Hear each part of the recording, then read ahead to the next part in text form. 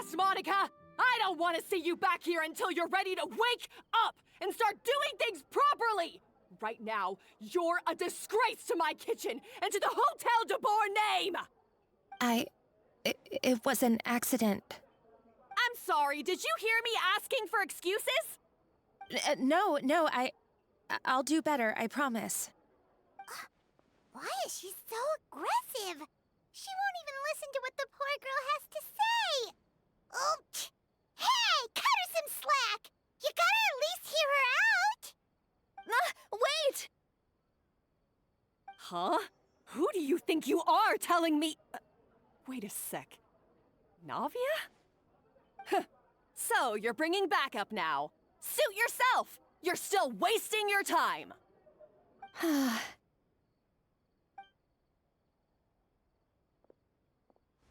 Savannah, is this how you always treat your staff? My staff is right. I'm the one in charge here now. And last time I checked, the Hotel de Boer doesn't take orders from the Spina di Rosula. Of course. How you run your kitchen is none of our business. But when a member of your staff is so overworked he becomes gravely ill, that most definitely is our business. We're going to stand up for him, whether you like it or not. Overworked? I've said it before, and I'll say it again. If Fermon can't handle the job, then tough luck. There are plenty of other capable people I can hire instead. But Philmont can do the job, he just... Monica, back inside, now! Huh? But you said I shouldn't come back until... Just do as you're told, and not another word out of you! Come on, we have work to do! Wow, what a horrible person! Sorry. Looks like I've dragged you into some drama again.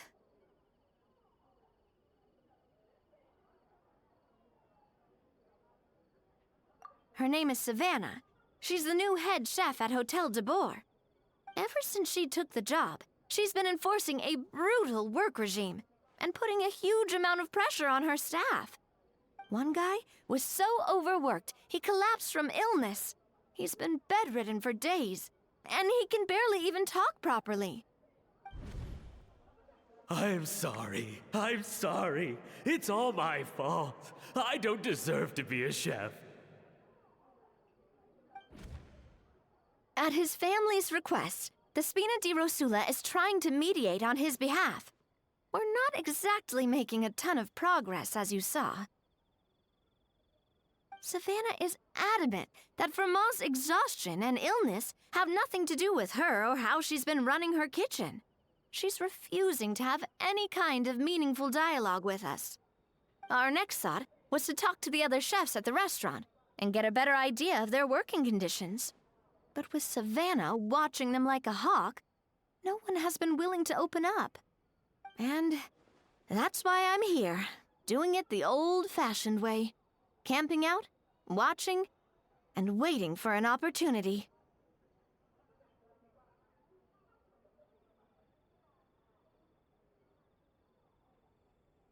Oh, shoot! It all makes sense now. Sorry. Paimon should have thunk before she spoke.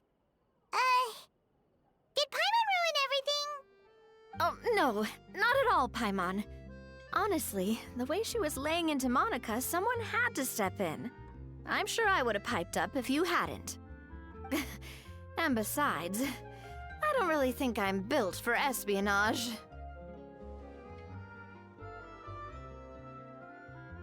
Yeah, meaning it's gonna be all the more difficult to get the inside scoop now. Oh, I might as well head back to the Fleuve Cendre then. We'll need to come up with a whole new game plan. Paimon will join you, 'cause this is kinda all Paimon's fault. Oh, guys, it's fine. You don't need to worry about it. That said, if you were planning to visit the Fleuve Cendre anyway, let me take you out for a meal. I'll make sure it's a proper feast. A really famous chef just joined the Spina di Rosula's tavern. Her name is... Sorry to interrupt. I just wanted to apologize for the scene you witnessed just now. We shouldn't subject our customers to that. This is a small token from us. It's some candy from Monica. She asked me to make sure it was delivered into your hands. Monica's the one apologizing? Huh. Clearly Savannah is the one who owes an apology. Our head chef has been a little highly strung lately. Sorry for everything.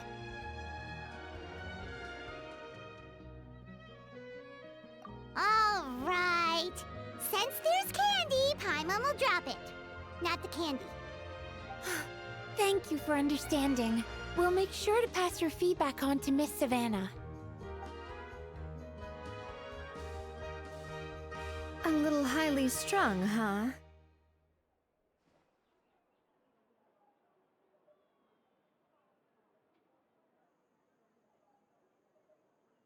Paimon doesn't get it. How did someone like her even become head chef? Well, according to Fermat's family, she hasn't always been like this. But that's a story for another time. Let's try this candy.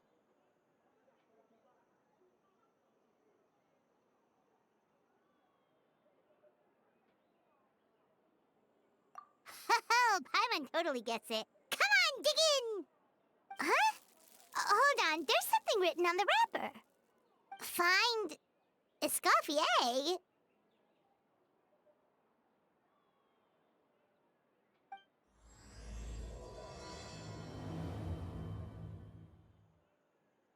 Escoffier? Could this mean... Huh? You know that name, Navia? Yeah. Let's stick to the plan and go back to the Fleuve Cendre for now. That's where we'll find Escoffier anyway.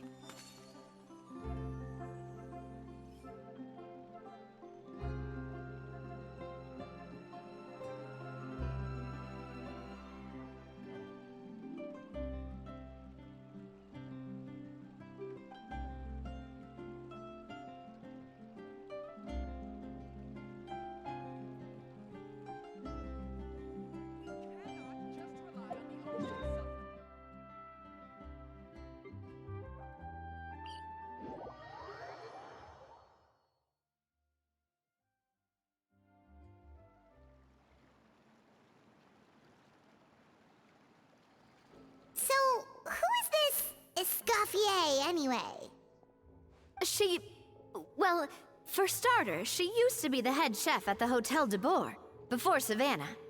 She recreated the legendary Gâteau de Bourg and restored the restaurant back to its former glory. Safe to say, she's the most renowned head chef in the Hotel de Bourg's history, after the culinary genius Modeste himself. Gâteau de Bourg? That's the super exclusive cake that they only sell a few slices a day, right? Wow. Why the heck would she let Savannah take her place? Well, apparently, the Hotel de Bourg was reported for a safety incident. Someone claims that the kitchen was adding an illegal substance to their menu. But none of the chefs had any idea how it could have gotten into the food. In the end, Escoffier decided that as head chef, she should take responsibility. And she was sent to the Fortress of Meripede.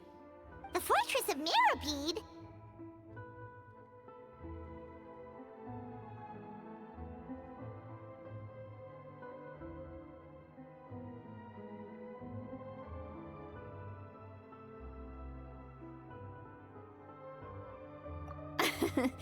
Well, you're right. The quantity of the substance they found was fairly minimal. Even the guards believed the whole thing was probably just an accident. Escoffier didn't have to stay in the fortress for long, but still, by the time she returned, the role of head chef had already passed to Savannah. So that's what happened. Paimon still thinks it's really unfair. Even though Escoffier is no longer head chef at the hotel, she's still well respected by the staff. So, I'm guessing what Monica wants is for us to convince Escoffier to try and negotiate with Savannah on the staff's behalf. Oh, Paimon gets it! Monica wants Escoffier to come back and kick Savannah out. It's simple. If the new head chef is stressing everyone out, then the solution is just get the old one back. Well, about that. You thought cream of mushroom soup was ready to serve after 3.5 minutes on the stove. You'd have had more sense serving hot water with ice cubes. At least then you wouldn't have wasted all this perfectly good cream and mushroom. What do you say, Hilaire? I'm sorry, Cream. I'm sorry, Mushroom. As you can see, Escoffier is that kind of chef as well.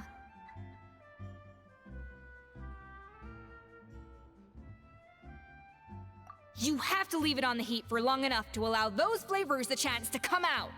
Don't be fooled by the aroma when the water first starts to boil. Got it? Yes, Chef.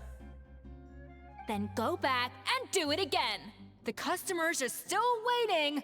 Remember where you went wrong and don't repeat the same mistake twice.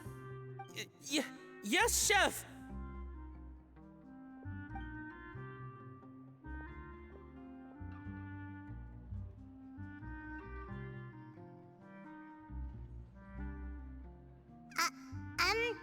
Excuse us,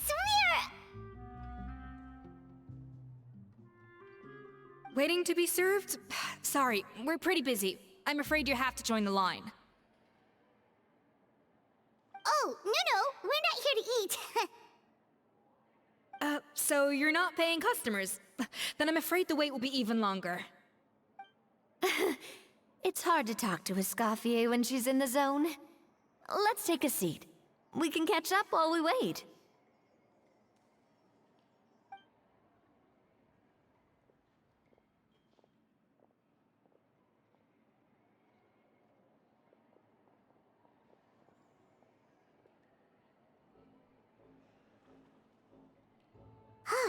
Looks like the rush hour is finally over. Is it always this busy here? These days, yes. I'd say business has tripled since Escoffier joined as temporary head chef.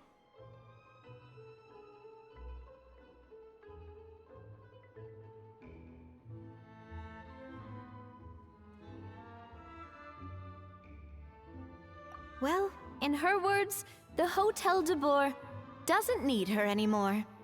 It doesn't look like she's got any plans to go back. I guess I'll be heading off then. Wait, take these home with you. We can't serve them now, and there's no sense in letting them go to waste. Oh, thank you, Chef. For what? Like I said, I just don't want them going to waste. Oh, and tell Fiamma to get well soon, so you're not running yourself ragged every single shift.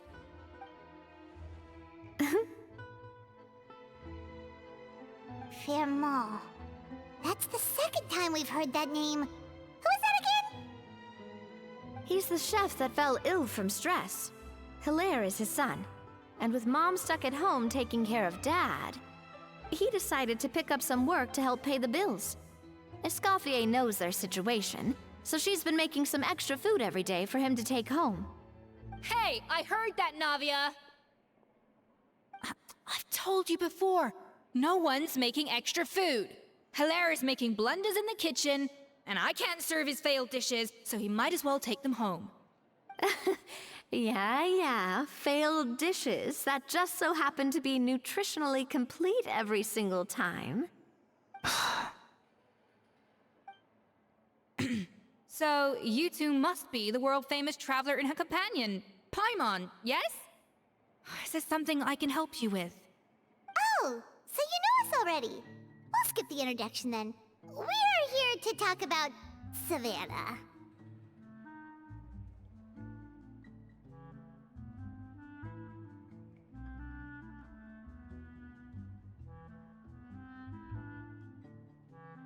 Oh, I certainly am.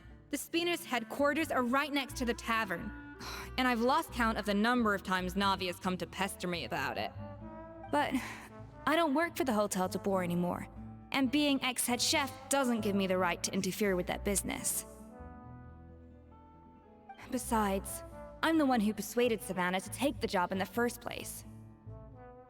What? Well, she was a much gentler person back then. A little timid, even. She wasn't at all confident that she was the right fit for the role. That's hard to believe. Are we definitely talking about the same Savannah here? Honestly, I do wonder if she's just emulating me. I mean, I'm not the most pleasant head chef to be around either.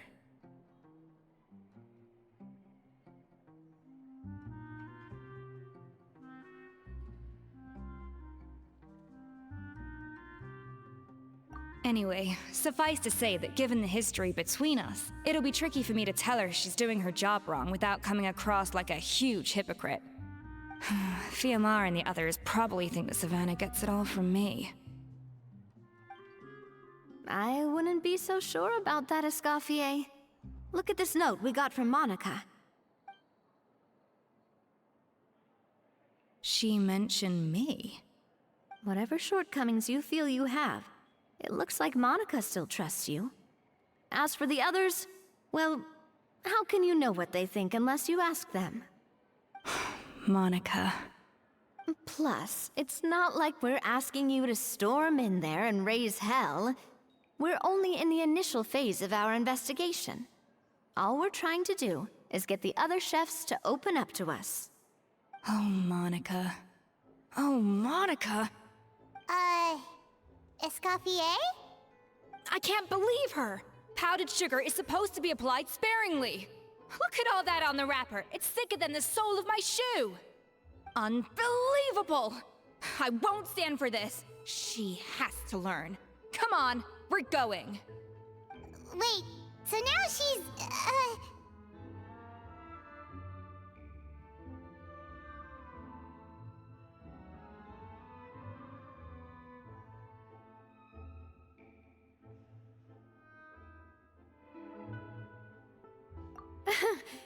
Let's go catch up to her.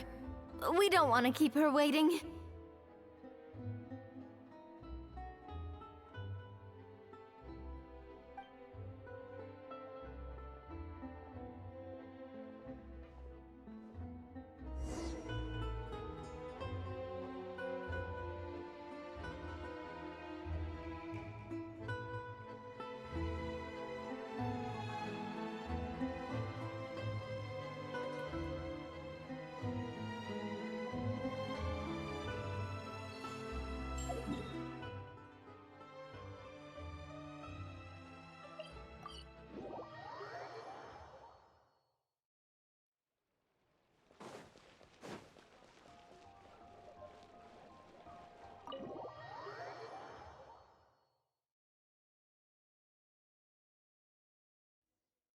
Wait, she looks like...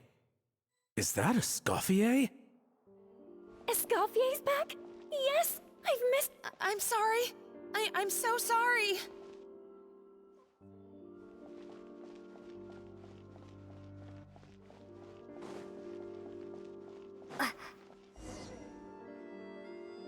I'm sorry, I'm so sorry. I messed up your order. Oh, I wouldn't go that far. Maybe the taste is a little off, but if you hadn't brought it up, I don't think I would have noticed. But, please, you have to forgive me or Chef is gonna... Okay, I know.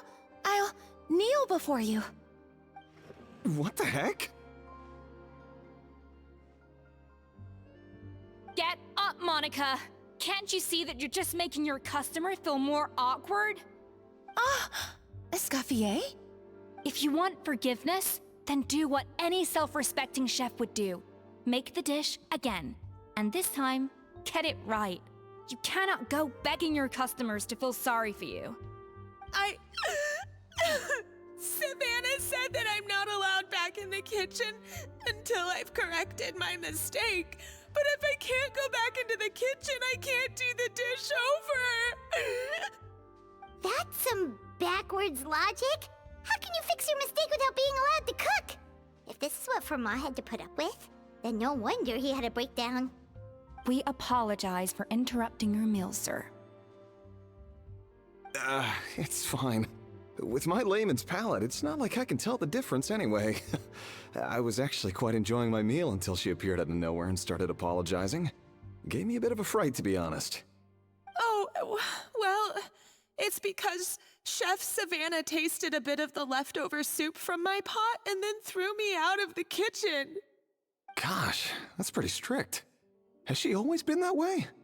I don't recall things being like this when Escoffier was head chef here. I gotta say, you're all looking a little worse for wear these days. I mean, Escoffier was strict too, but I think the difference is that her criticism was more constructive, so you knew what you did wrong and how to improve, and we all knew that it came from a good place. Chef Escoffier was hard on us because she truly wanted us to reach her level.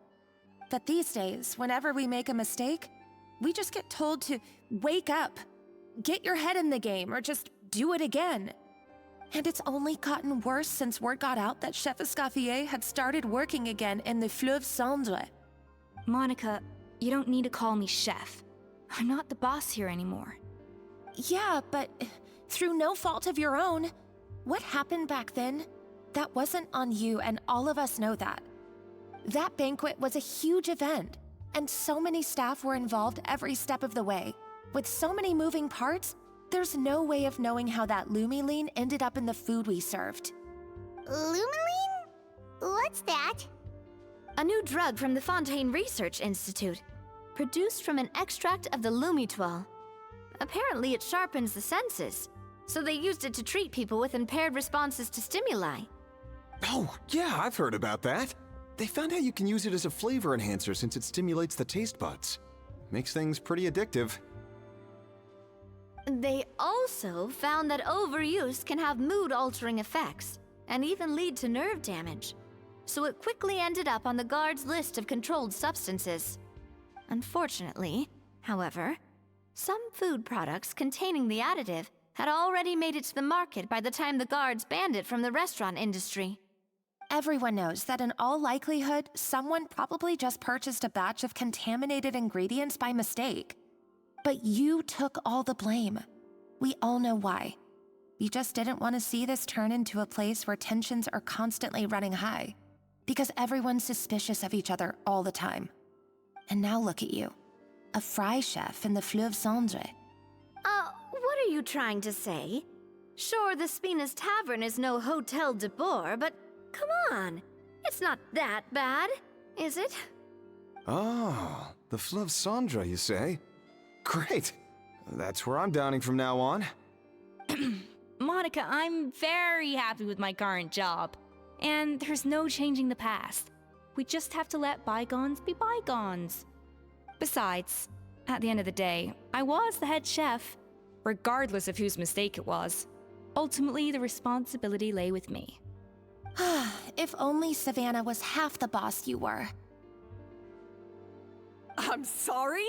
Do you have a problem with my conduct as head chef? No, chef. So you do remember who's boss? Escoffier? I thought you'd left this place for good. What are you doing back here? What happened to you, Savannah? Why are you acting like this? When I turned this place over to you, You made me the head chef and gave up your right to tell me how to do my job. You're not the boss here anymore, so stop acting like you own the place. Whoa. Sounds like someone has a chip on her shoulder.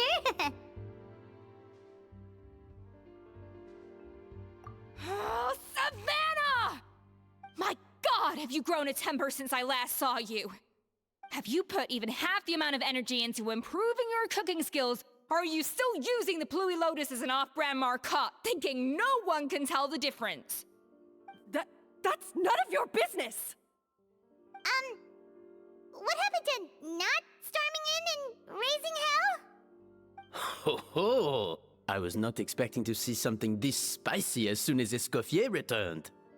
Huh? Fan Agem? Aye, miladies. Might I make a humble suggestion? Given that we have ourselves a tête-à-tête between chefs at the Hôtel de Bord, I dare say it would be de rigueur to settle this The traditional way. The traditional way? That can only mean one thing.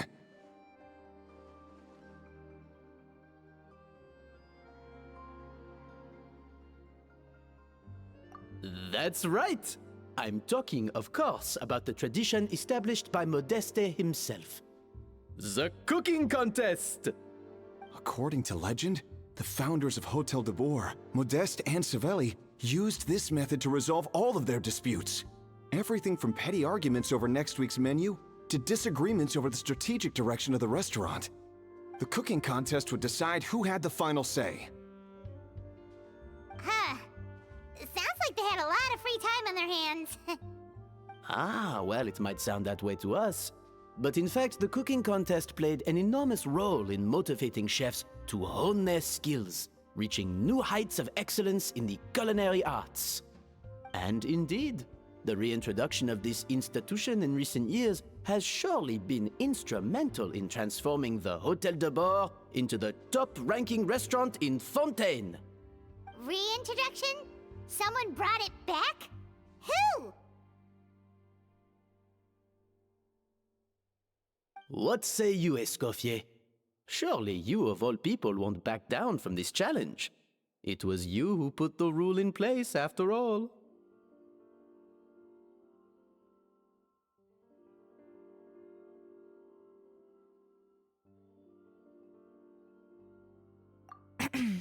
Sure, I reinstated it, but I'm not a chef at Hotel de Boer anymore.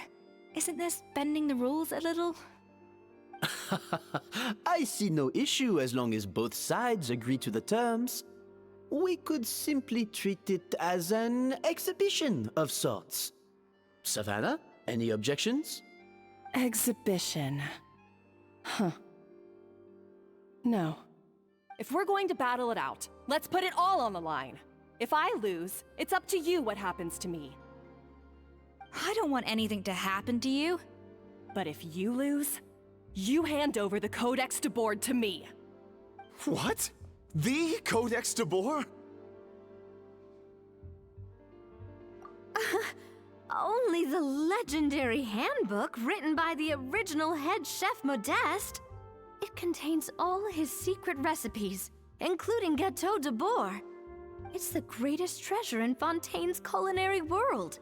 And only the present and former head chefs of the Hotel de Boer have the right to read it. Present and former? Wait, but that already includes Savannah, though. What do you want that old thing for? You have your own copy, don't you? Don't take me for a fool. You know perfectly well what I mean. I want your copy, the original version, the one you took with you when you left us. I'm sorry, I must be missing something. You know, there's no difference between the original and the copy, right? They contain the exact same recipes. Stop trying to change the topic. What's wrong, Eskofье? Scared you're gonna lose to me? Or are you scared of me getting my hands on the original codex? Savannah, you may remember that we gave her the original as a parting gift, to thank Eskofье for her years of service. Asking for it back feels a little, Oh, I'm sure it won't be an issue, as long as both sides agree to the terms. Those were your words, weren't they? And as for the contest itself, let's make it a bake-off. Gâteau de Boer, per the recipe in the codex. Well, Eskofье, you against me. Are you in or out? You sound surprisingly confident. All right then, let's see how much you've actually grown. I hope you surprise me, Savannah. I'd hate to find out that all you've learned after this long is how to chew people's heads off. Believe me, I'll show you. Escoffier, are you sure this is a good idea? You accepted her terms a little hastily. Oh, it'll be fine. Let's head back to the Fleuve Cendres so I can get prepping. I do apologize. This whole ordeal reflects rather poorly on us. I'm afraid it's not quite that simple. The Hôtel de Boer runs as more of a partnership, you see. It was founded by two friends, Modeste and Savelli, and it's been that way ever since. So, while I am technically Savannah's boss, it's not really my place to interfere with the business of the kitchen. To be perfectly honest with you, that's part of the reason why I suggested a cooking contest. If Eskofье wins, it would be the perfect opportunity for her to talk some sense into Savannah. Or, of course, if she wanted to return, then... But anyway, I'm getting ahead of myself. Whatever the outcome, this contest will hopefully serve as a turning point for us. Please, pass on my best wishes to Эскофье. I must say, Savannah surprised me with her confidence. Does she really believe she can best Эскофье in the kitchen? I thought she was just blowing off steam when she first raised the idea to me.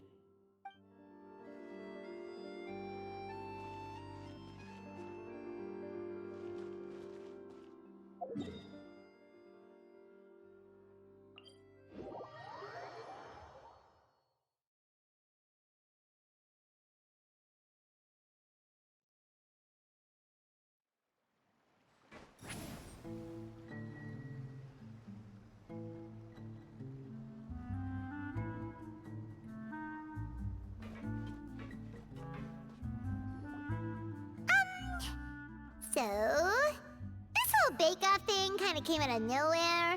Was it really sensible to just go along with it? Well, I got a sense that she's holding something back. But we chefs always express ourselves in our cooking. So if she won't talk, this might be the best way to find out what's really going on with her. Huh? Holding back? Sure didn't sound that way to Paimon. Eskofье only picked up on it because she's the same way. Always closed off, never letting you know what she really thinks. That's patently false, at least where your macarons are concerned. I've been nothing but truthful with you about the disgraceful amount of sugar you use. Okay, that's one case where you can keep your thoughts to yourself.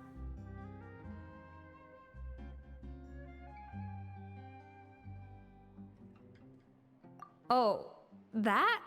Well, it's not so much a recipe book as a diary of Modeste's adventures.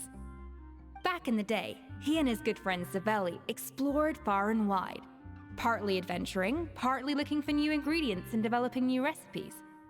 Their creations had an enormous influence on the course of Fontaine cuisine, turning it into a much more vibrant and diverse scene. For instance, legend has it that the original Gâteau de Bourg was made using a special secret ingredient that Modeste discovered on one of his adventures. So rare was the ingredient that they could never make more than 16 slices of the cake per day. But everyone who tried it claimed that it was one of the most blissful and invigorating things they had ever tasted. Modeste and Savelli went on to found the original Hôtel de Bourg, which catapulted them to stardom in Fontaine's culinary world. Especially Modeste. He was hailed as a once-in-a-generation genius, and over time, the recipes from his adventure log became known as the Codex de Bourg. Ah, Paimon's heard this kind of story before. Armed with the Codex, the Hôtel de Bourg took its rightful place as the finest restaurant in the land, serving those recipes for centuries to come. Something like that? What? No, of course not. Cooking is a constantly evolving art form. How could any restaurant survive if they only served food that was popular last century? Anyway, never mind centuries. Savelli and Modeste parted ways not even 10 years after their rise to fame. Then, Modeste passed away while he was still in his prime. And that was it. The end of the Hôtel de Bourg's heyday. It fell into decline, and for most of its history, it was just a nondescript place with a couple of cheap tables. It's only in recent decades that it started recovering. Even then, it still took numerous relocations and changes of management before we finally ended up with Vanigem and the restaurant we have today. Oh! So the Codex really isn't all that, then. Paimon figured it was like one of those mystical books they have in Liue's martial arts novels, where the main character learns all their secret powers from. Yes, well, that's fiction, and this is reality. You can't meet the tastes of modern diners by following some ancient recipes from a dusty old book. Case in point. Even the Gâteau de Bourg they sell now is actually Escoffier's reimagination. Wait, really?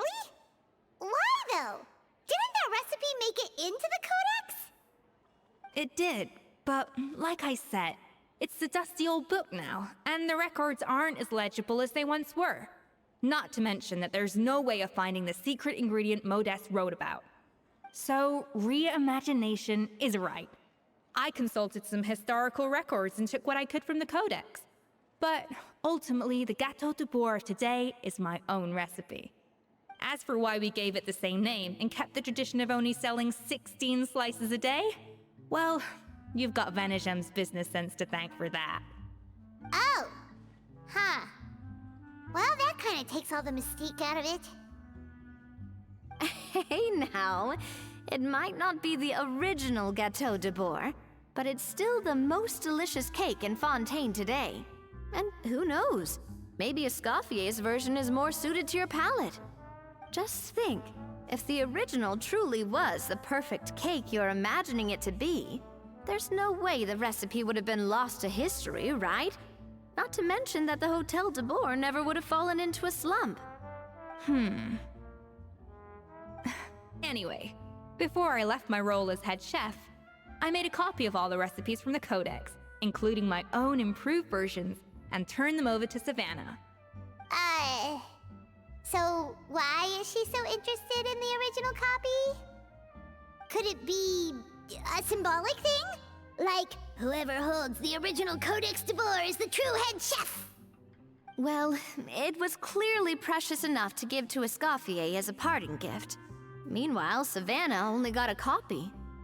Maybe from her point of view, it's like management doesn't truly see her as being worthy of the role.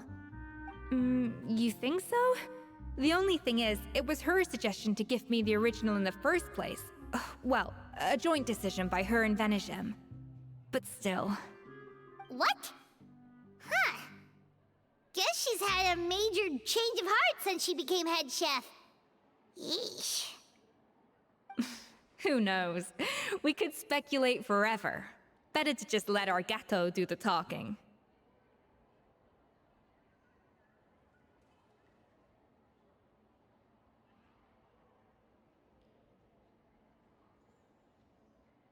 It means besting her in this bake-off, and then getting her to explain herself, even if I have to beat it out of her with a spatula.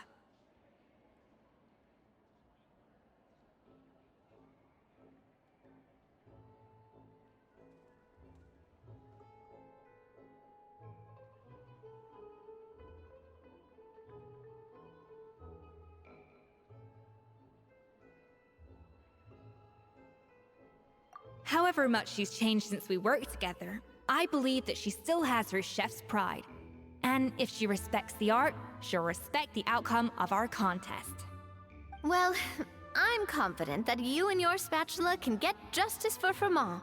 All you need to do now is win the contest. But that should be a breeze for you. Let's not get too ahead of ourselves. Gâteau de Bois is very complicated to make. Usually, it takes 3 chefs working in tandem to cover everything. Now, if I had to push it, I could probably do the work of 3 chefs myself. But I'd prefer to play it safe if I can find a couple of assistants in time. Well, that's easy. The 3 of us are veterans in the kitchen. You just need to pick 2 of us. Well, I have heard the Traveler is an accomplished cook, as well as a warrior. But be warned, I will hold you to exceptionally high standards. Think you're up to the task? Oh, count me in too. I've spent weeks perfecting my macarons after your scathing review. Even if it means competing against the Traveler, so be it. I'll show you what I'm made of. Confident. I like it. All right, let's start with some elementary mise en place. Show me your knife skills.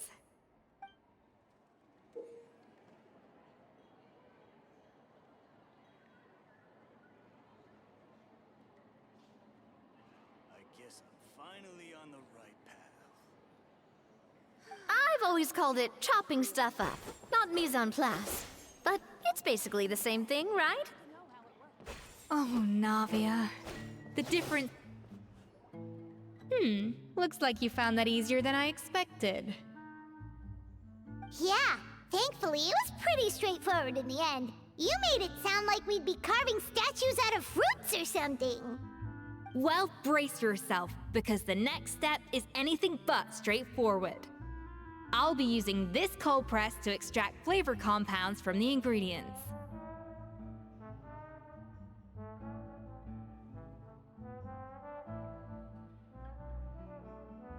A kind of special food processor I got the Fontaine Research Institute to make for me.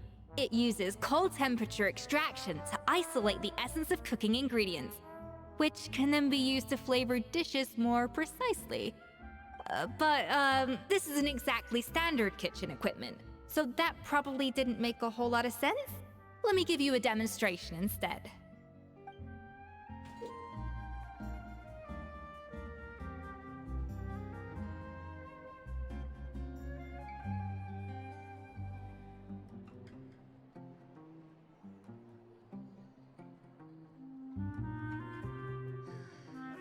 Custom-made equipment from the Fontaine Research Institute, huh?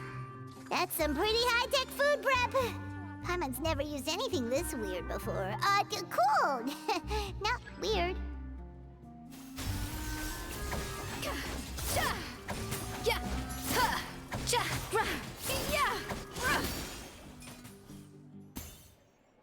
And done. These are the flavor compounds extracted from our ingredients. I've processed all the fruit you chopped up earlier. Wow! Even the smell is so much more concentrated. What next? Do we add all this stuff in? Absolutely not! Throwing everything in at once will ruin the balance of flavors. We have to go slowly and carefully to calibrate the exact flavor we want. I'll demonstrate again. Now, watch closely.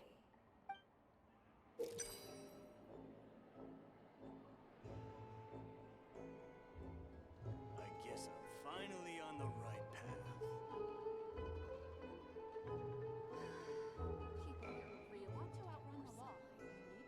Slowly and carefully. Not a drop too much, and not a drop too little.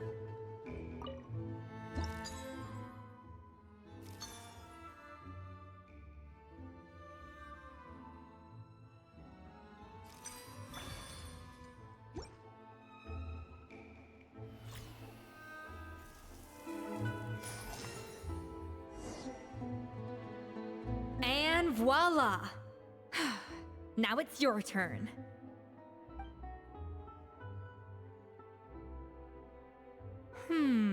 Not terrible. Considering this was everyone's first time blending flavor extracts, it could have been worse. But the traveler's work was surprisingly good. Are you sure you've never done this before? You got almost perfect results on your first try.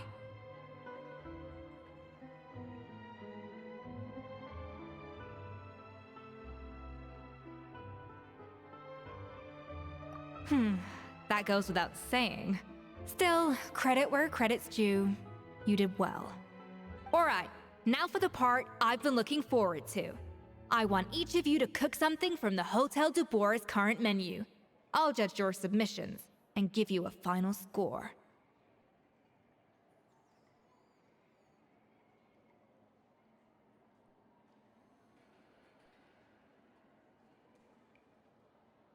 That's right. The true test of your cooking skills is the finished product. It'll be good practice for the contest itself. Now get to it. Chop chop!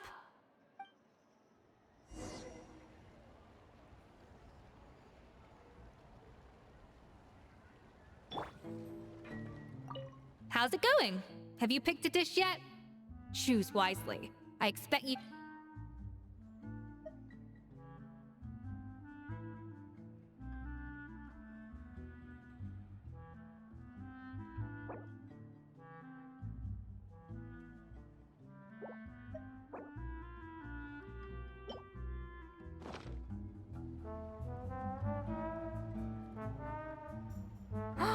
Look at that! With the grace of a snow-winged goose, as I like to say. Now, let the grating commence.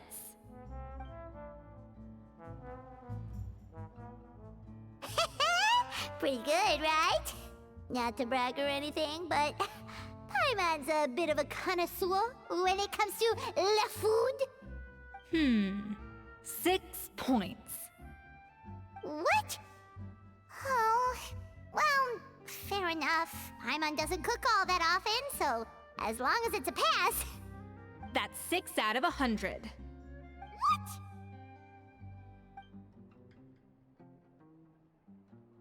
You say you're a connoisseur, but it's quite clear from this dish that you have far more experience consuming food than creating it. By that logic, I suppose you think listening to Lady Farina on repeat every day would make you an opera singer. Aww. Oh, me next. I'll have you know that this batch of macarons has 2 whole tablespoons less sugar than my previous ones. So you went from 12 tablespoons to 10? Well, it's nice to know you actually measured it out. Because it tastes like you just threw in whatever was left in the jar. 6 points. Aw.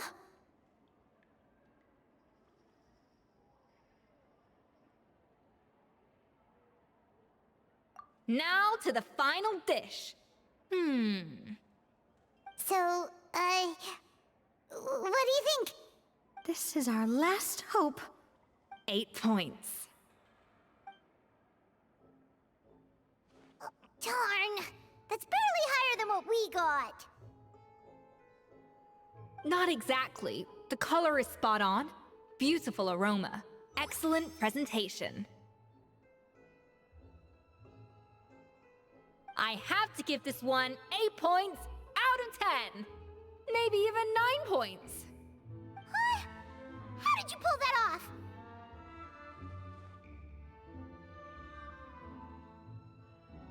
Don't get me wrong. There's room for improvement. But still, this is clearly the work of an accomplished chef. I can tell that you've put many hours of work into honing your skills in the kitchen. I can really taste the grace of the snow-winged goose in this dish.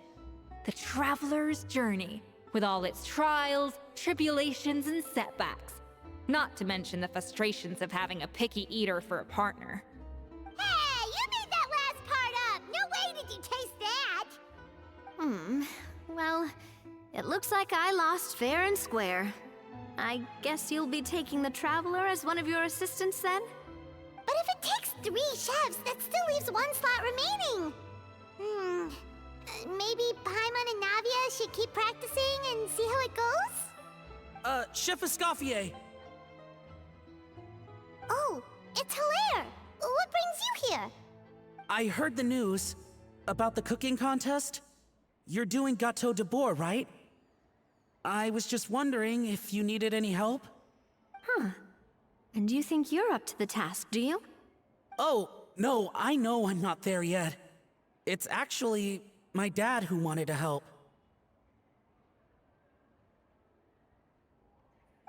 Firma, last I heard, you could barely get out of bed.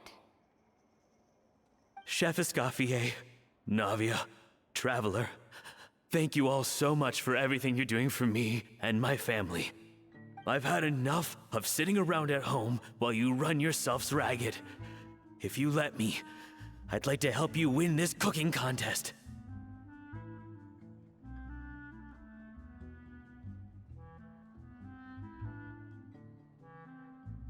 Yeah, I was gonna say the same thing. Don't you worry. I'll be fine. I'm feeling much better now. I'm sorry. I know I've been rather useless these past few days, but not anymore. The fact is, I'm a fine chef, despite recent events. I've proven myself in the Hotel de Bois kitchen, so if anyone's qualified to work under Chef Escoffier, it's me. I think. I mean, I hope so. Firma, have you even set foot in a kitchen since leaving Hotel de Bois?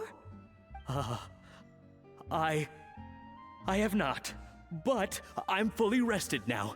I know I can handle it. I'll prove it. Let me whip something up for you right now.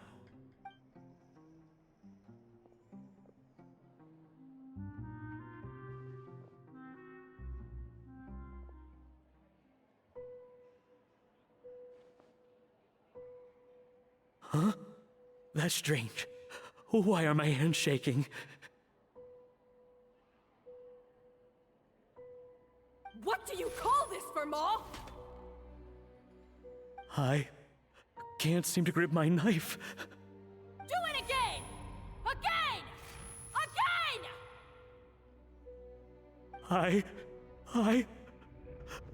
Hopeless. Get out of my kitchen yesterday.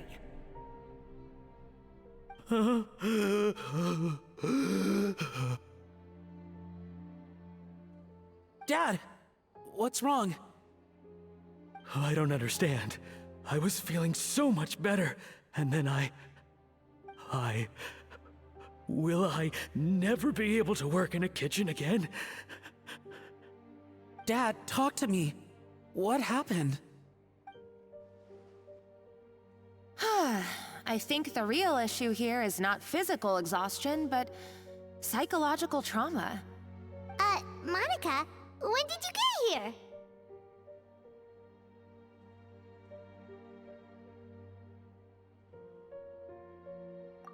here? Probably because you were all concentrating so hard on your cooking. I didn't want to interrupt your flow. But anyway, Verma, I'm so sorry. If only I'd known how serious your situation was, I would have stood up for you sooner. You have nothing to apologize for, Monica. During those long nights of redoing every order, you were the only person who looked out for me. Oh, come on. All I did was make you some tea. I doubt it was much help. Savannah was so ruthless toward you. I probably should have brought you something stronger. She sounds like the worst. All right, another Savannah horror story. Let's hear it. She's been getting harsher and harsher on us ever since she heard about Escoffier's new role in the Fleuve Cendre. Seems like no matter what we make, she'll find something wrong with it. What is this? It looks like a dog's been at it. In the trash now! Then she orders us to redo the dish again and again, but we never know what's going to make her happy. Do it again, do it again, do it again! Every time you remake it, you just get another earful from her. Either straighten yourself out or get out of my kitchen! So now, it seems like just picking up a kitchen utensil gives me flashbacks of her yelling at me. Oh man, that must be awful. The more I want to get it perfect, the more my hands shake, and the more scared I am of making another mistake. How can you give up so easily, Fiamma? You weren't a quitter when you were working for me. And even under Savannah, you talk about working late into the night trying to perfect your dishes. That says to me that you still hadn't lost that determination to prove yourself. What changed? I don't know what's come over me. When I think back, I just remember feeling like my heart and my hands were growing heavier and heavier as the shift went on. Each time I had to redo a dish, my heart sank a little further. Maybe Savannah was right. Maybe I am just hopeless at this. Dad. I see. Well, it sounds like there are some deep issues at work here. Ones that won't be resolved by merely seeking compensation. I will win this contest, and after that, I encourage you to approach Savannah and talk this out. But what if you can't find another assistant in time? Clearly, I'm in no state to help out. You think being one person short will ruin my chances? Let's not forget, I taught you and her everything you know. Even if I had to go it alone, I would present the perfect gâteau. Oh, well, Paimon and Nadia will still keep practicing, just in case. And so will I. Yeah! And if worse comes to worse, we can always get the Spina di Rosula to put out an emergency call for chefs. There's gotta be someone out there, right? Actually, I thought maybe I could help. That's sort of why I'm here. What? Why didn't you say so? I was going to, but then... well, this is the first chance I got. You do this for us? Thank you so much, Monica. All right, fine by me. But aren't you still working for Savannah? Joining the other side seems like a guaranteed way to put your future employment in jeopardy. I know, but it's all right. I've made up my mind. With the way things are, I can't keep working for Savannah much longer anyway. Unless I want to become the next Fermat. I'm done with sucking it up. It's time to try and turn things around. If this cooking contest can get Savannah to see the error of her ways, then I'm sure she'll forgive me for this. Well, Hyman didn't think we'd be poaching from Savannah's staff to get our third person, but there you go. Anyway, Monica's a professional chef, so nothing could possibly go wrong now. Great! Then it's settled. And to congratulate you all on making the team, I propose a Spina-sponsored meal to celebrate. Spina-sponsored? Wait, you mean I'm cooking? Well, I promised the traveler a feast in the Fleuve Cendre. And I know how much you've been looking forward to it. Yeah! Feast, feast, feast!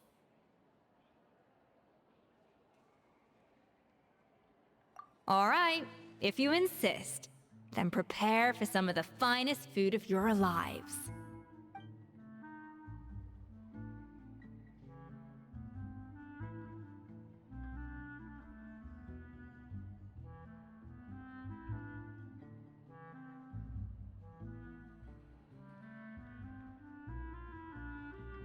That's not a bad idea, actually.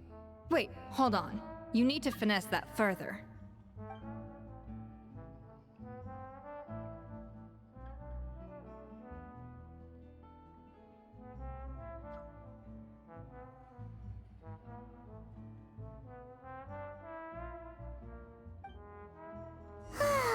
That was a dream come true. Hyman never knew Fontanian cuisine could be this good.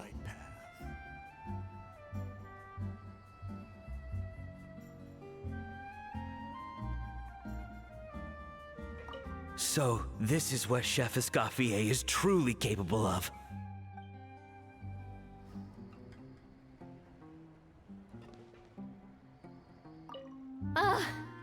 I wish I could eat that all over again. It's not often that Escoffier goes all out like this. And it's all because of you, traveler.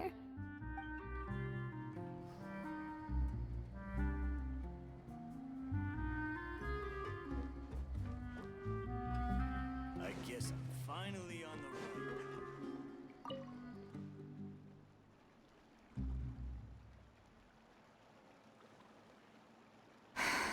Why, Savannah? Why? Oh, nothing. I was just flicking through the original Codex de Boer. I wanted to see if there was anything I'm missing. Something I hadn't noticed before. That might explain why Savannah's so desperate to get her hands on it. But I can't find anything. It's just some hastily scribbled recipes in between diary entries from Modeste's adventuring phase. And most of it's not even legible anymore. The copy I gave her not only has all the recipes in full, but even includes my own private tips and notes from years of experience. Surely that's infinitely more useful than this old thing.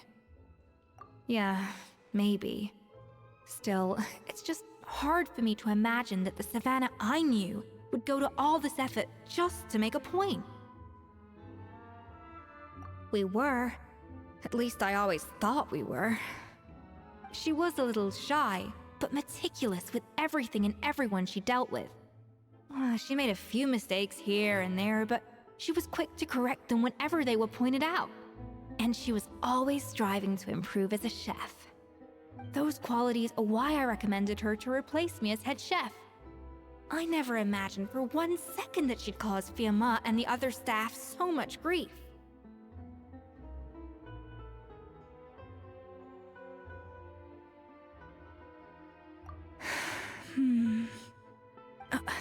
Well, I mean to an extent, of course. I pushed hard for her to get the role.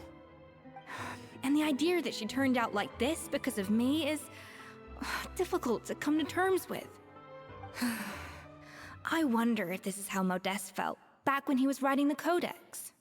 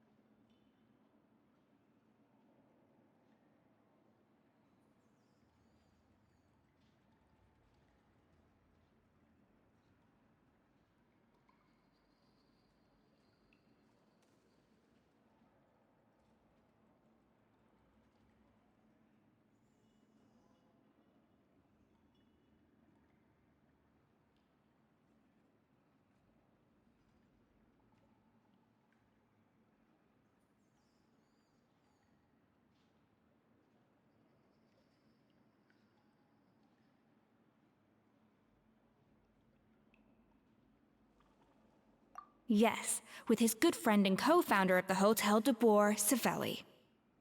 The story goes that after Modeste unveiled his Gâteau de Boer and was hailed as a culinary genius, he was admired and adored by all. But his newfound fame slowly drove him and Savelli apart. Unlike Modeste, whose every new creation was an instant hit, Savelli seemed to face setbacks every turn. Doors that would swing wide open for Modeste would shut in Savelli's face.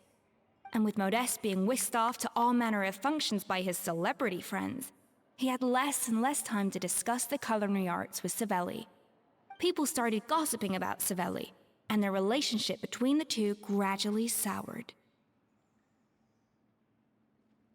Everything came to an abrupt end when Modeste, still in the prime of his life and still hailed as a genius, suddenly died from an acute illness. And that was it. They neither had a decisive split, nor got the chance to properly reconcile. Their story just came to an end. One rumor had it that Savelli actually killed Modeste out of jealousy, even as the latter was hoping to make amends. Unlikely. It's a popular theory, but there's no real basis for it. At least there are no records of Savelli ever being convicted of a crime. Still, beyond a point, there's no way of knowing what truly happened in the past. All we can do is try to make sure the present doesn't quite go as badly. And that's why I have to win this contest tomorrow. Then get the truth about everything that's been going on, even if it means cracking her open like a nut.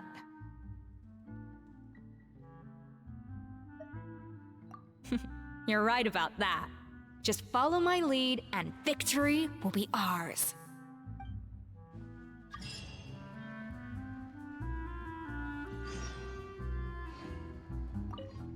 Let's hope that Savannah isn't all sizzle and no steak.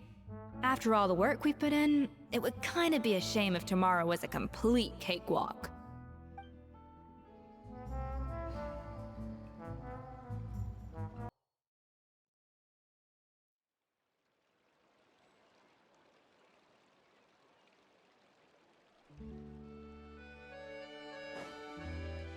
Did you hear the news? Escoffier's coming back for a cooking contest.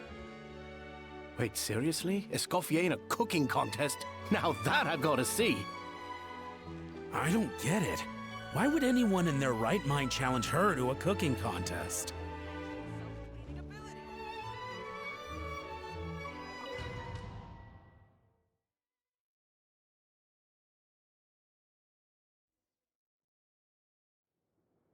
Mesdames et messieurs, welcome one and all to the Hotel de Boer and to this most exciting of cooking contests. Savannah, I've brought the original copy of the codex you asked for. Monica? Huh. In the interests of fairness, this contest will be conducted in a double-blind format. Once the dishes are complete, they will be sent to the back of the kitchen where they'll each receive a label. The labels will be placed out of sight underneath the plates, only to be revealed after the judges have sampled them and reached a final verdict. This is to ensure that no one will know which dish is made by which contestant. As one of the judges, I promise to be fair and impartial. When my meal got interrupted yesterday, I never thought this is how they'd make it up to me. Getting a seat on the judging panel is a pretty sweet deal. Both contestants have taken their positions. Then, without further ado, let the Hotel de Boer cooking contest commence!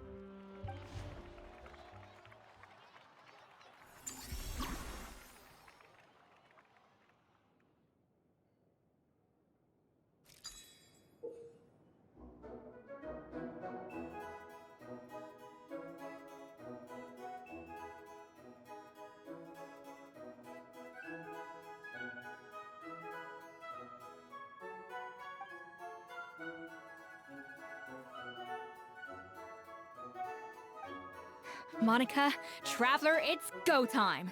Let's do this. Even the best chef in the world can't flavor their food without prepping the flavoring, right? Alphonse, Gaspar, get to work! Do not disappoint me. Looks like our two head chefs are raring to go. Like an oven on full blast, this competition is quickly heating up.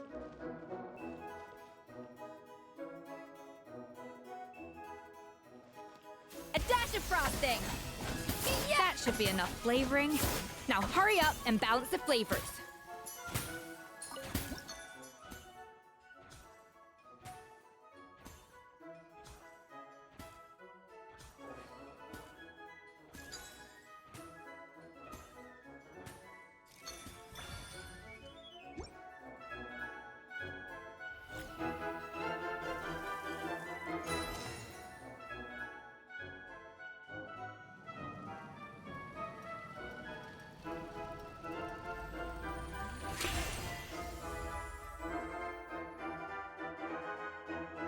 Come on, Eskofye!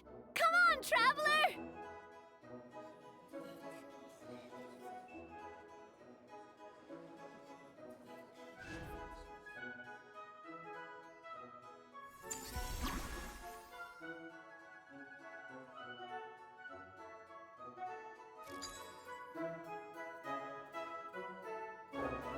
Yeah, ka, ha, cha, cha.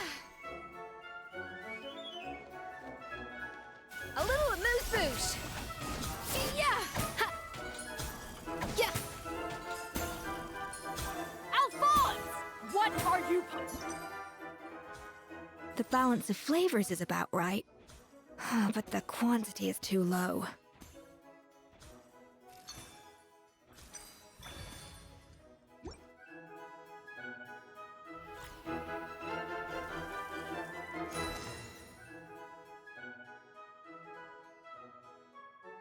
So, what do you think?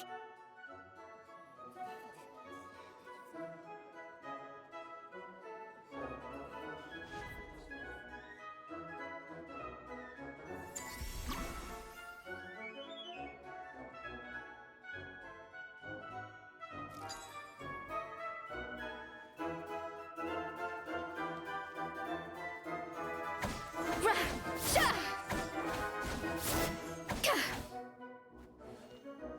Escoffier is already on the final step of the recipe. Let's check on Savannah's progress.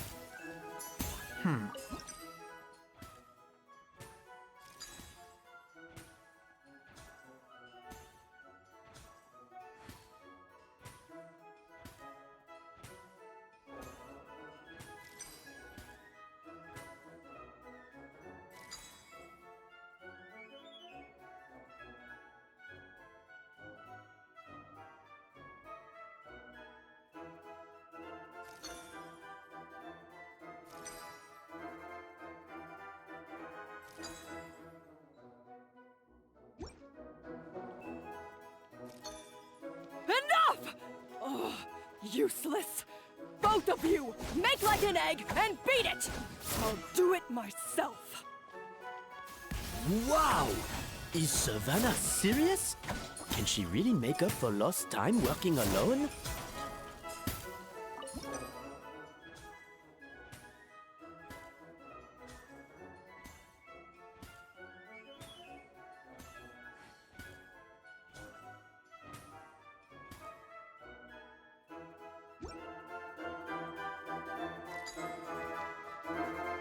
Cha, yeah.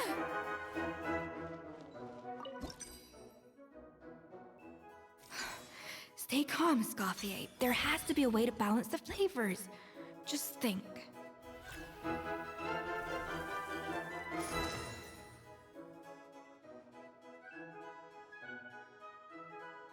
You can't match Escoffier's talent.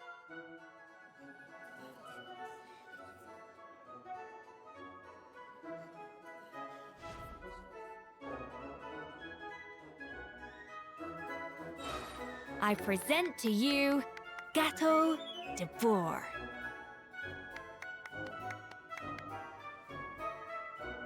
The pinnacle of excellence.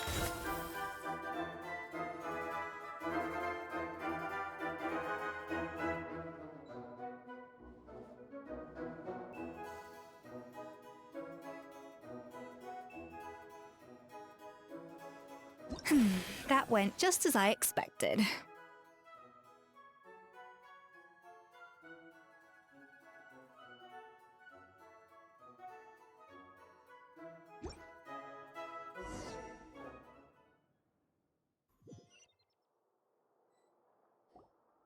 Time's up!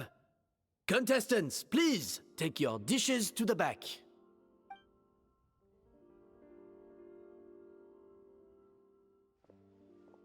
Huh. That guy was right.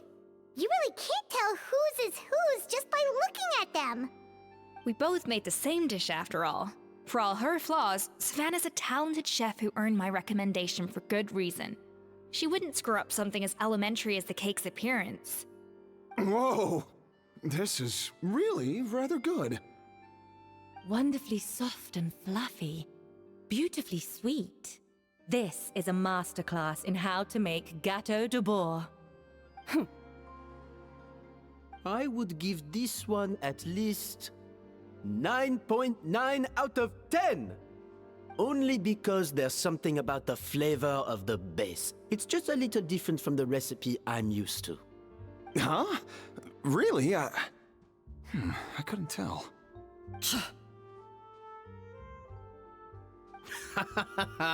All right, on to gâteau number 2. I haven't had a single bite and already this aroma is a delight to the senses. I have a feeling that this gâteau will be a gâteau for the ages. How exciting! I'm gonna dig in.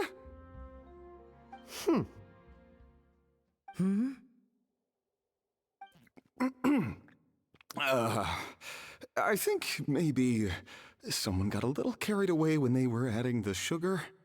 Not just the sugar, it's the flavors too. This is all over the place. Who made this? It appears the decision is unanimous. This gâteau is far below the standard we would expect. And Paimon thought this might actually be close. Turns out she can't bake to save her life.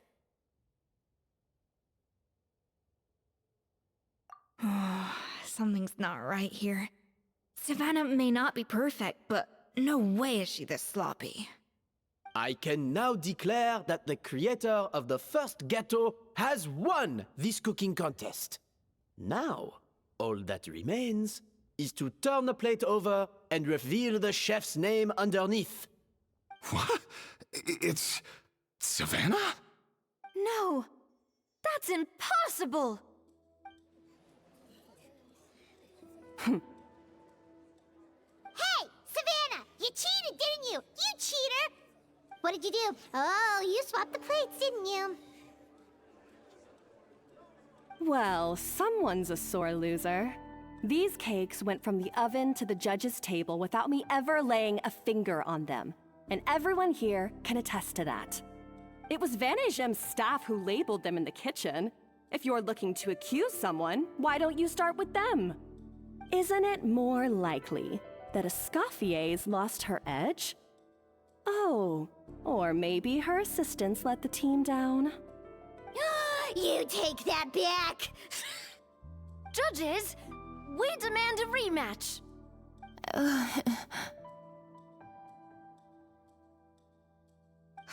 That's enough! What's done is done. As head chef, or rather as team lead, I take responsibility for the dish I served. Whatever went wrong and however it happened, I should have spotted it. Savannah, I didn't think you'd stoop this low just to beat me in a bake-off. What happened to your chef's pride? I don't know what you're talking about. If you want the Codex de Boer that much, you can have it. Eskofье, no! But you must promise me that you'll apologize to Firma and compensate him for everything you put him through. It's a little late to be negotiating terms. The contest is over and I won. That means you owe me the Codex, and I owe you nothing. Look, Savannah, you may have fooled everyone else, but can you really fool yourself? What I'm offering is to accept defeat without looking to expose what you've done.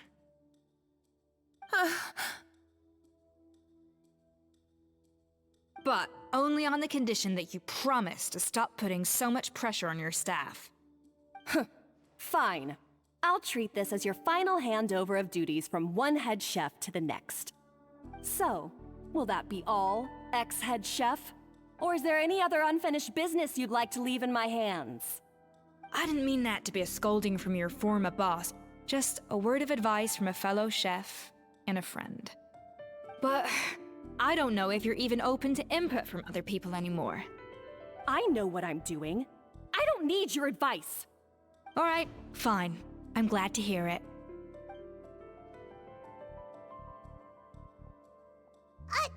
Eskofye? The Codex de Boer! Finally. Now, at long last, I will succeed. Eskofье? How could you let her get away with this? Yeah! The Codex is a souvenir of your time here! Doesn't that mean anything to you? It's all right. It was just a bake-off, not the end of the world. I'm already over it. Besides, it's not all bad. She agreed to compensate Firma. That's mission accomplished for the Spina. Honestly, if I'd have known that giving her the Codex would solve everything, I'd have just done that in the first place. I mean, why bother with the whole cooking contest?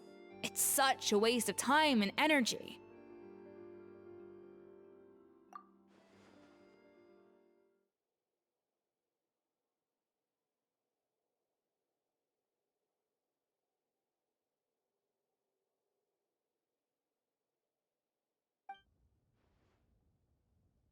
No. No! This doesn't make any sense!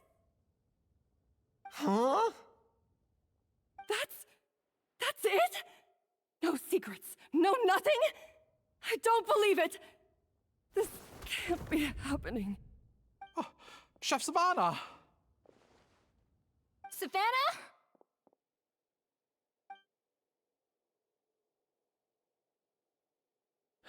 It's nothing life-threatening. Just a lot of pent-up stress and exhaustion. Oh, I knew it. Pent-up stress?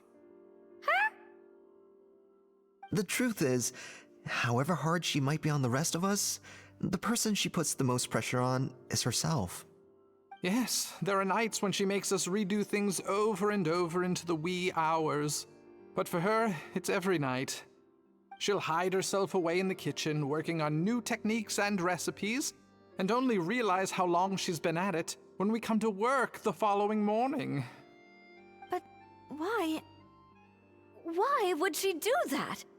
Our best guess is, she doesn't want to be seen as less of a chef than Eskofье. And there it is. Even so, that's no excuse for taking her anger out on the rest of you. Yeah, and it's definitely no excuse for cheating in the cooking contest.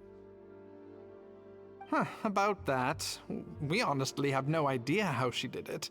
We were focused on our own work the whole time, like she asked. Leone and Algalia were the ones I tasked with labeling the cakes. I've already spoken to them both.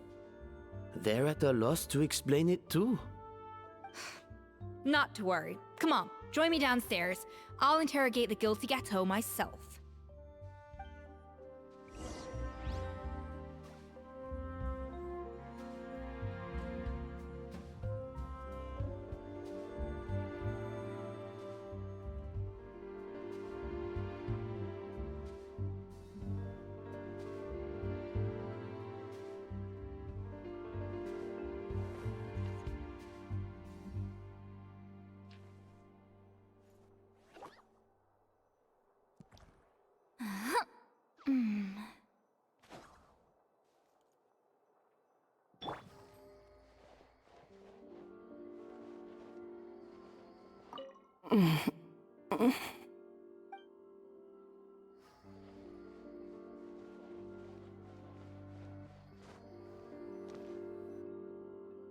Well, how is it?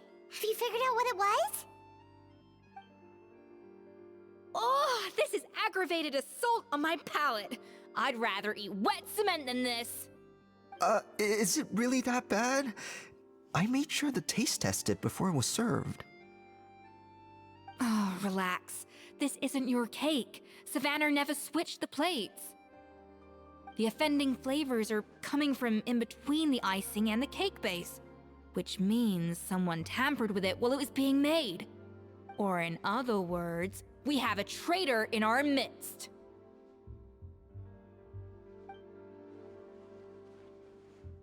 I'm sorry. I was forced into it.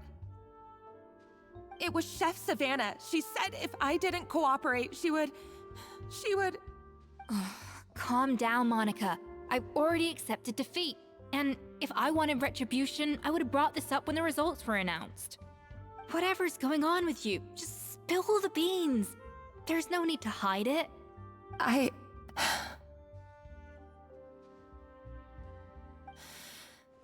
I was the one who caused the food safety incident that one time.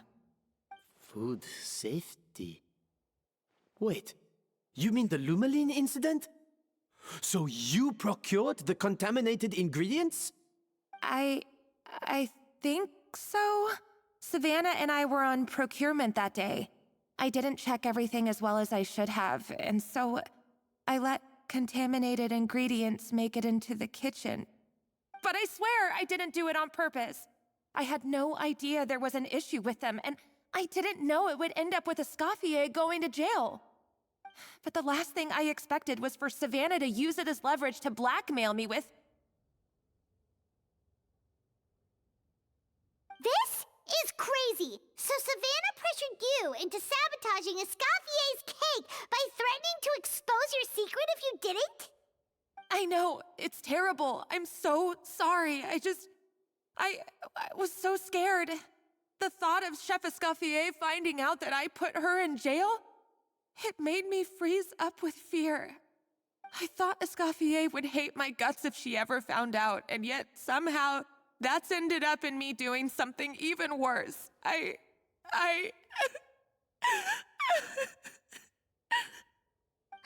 Seriously? All this fuss over a little slip-up? Huh? Firstly, it's not like I got a life sentence. I did my stint at the fortress, and now I'm out. And secondly, I had my own reasons for leaving the Hotel de Boer. This wasn't the only factor. So you don't need to feel ashamed or frightened or anything like that. Any more than you need to add butter when you're pan-searing foie gras. You mean... you forgive me? Oh, well, I'm not saying you don't have to take responsibility for your mistakes. You should tell Vanagem to mark down your performance for the past few months. Then do some digging and find out exactly where those contaminated ingredients came from. Sure, you've made mistakes, but now's the time to fix them. Understood? Understood.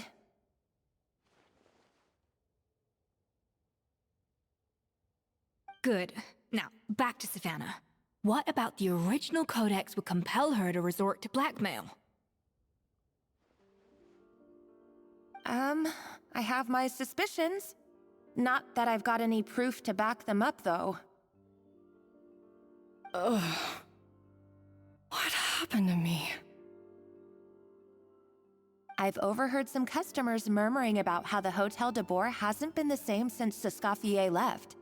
They think our menu doesn't taste like it used to, especially our signature items.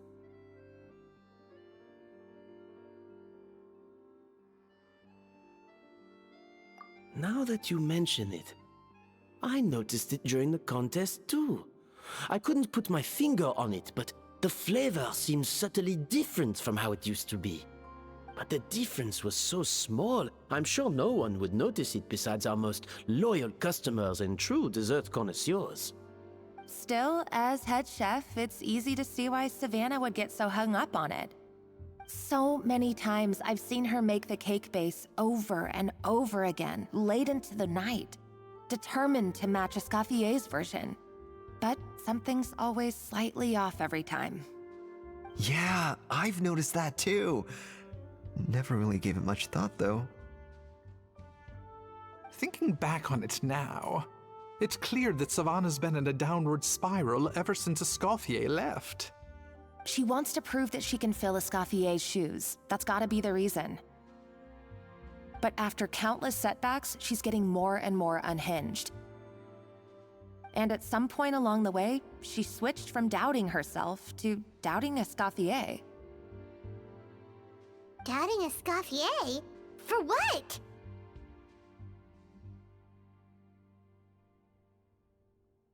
Yeah, it would explain why she was bent on getting the original at any cost.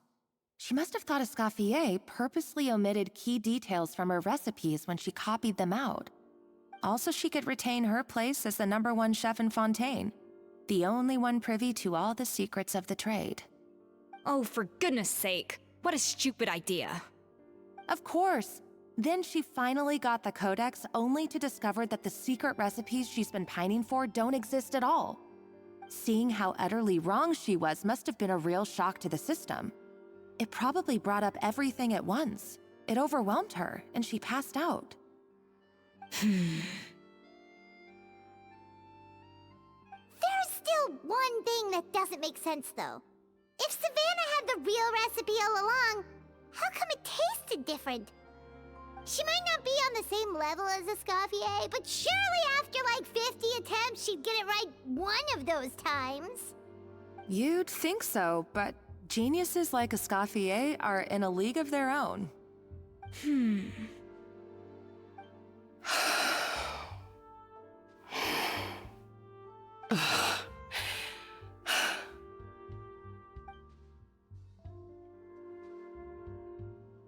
New head chef, you say?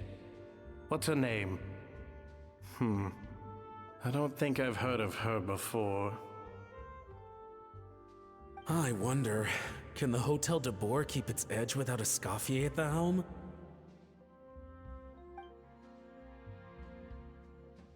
This tastes different from last time. Is it undercooked or something?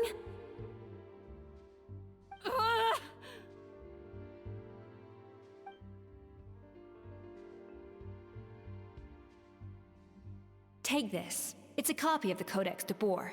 From now on, you will be its keeper.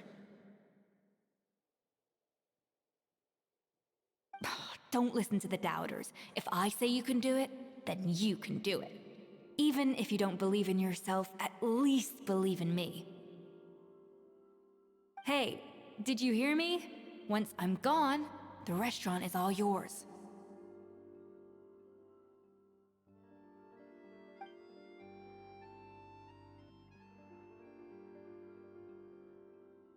All this time, I've been blaming other people, but maybe I'm the problem.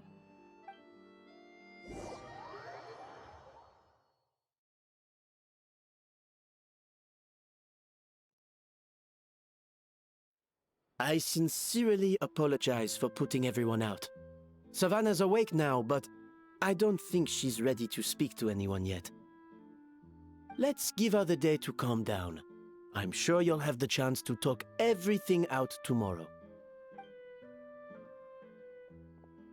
In that case, I'll go and update Verma and his family. I wonder what he'll make of all this. So, we'll come back tomorrow then.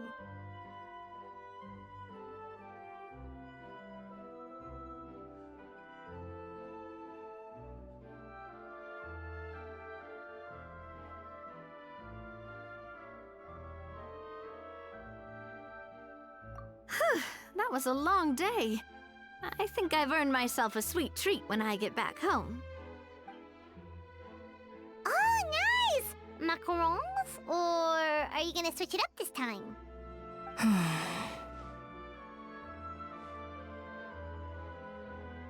Traveler, how much do you know about the snow-winged goose?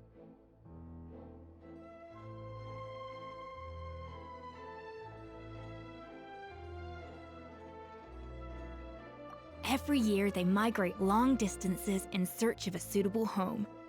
There's always one goose at the front whose job is to lead the flock. Fontaine poets often use the image of that goose, to explore the ideas about leadership and genius.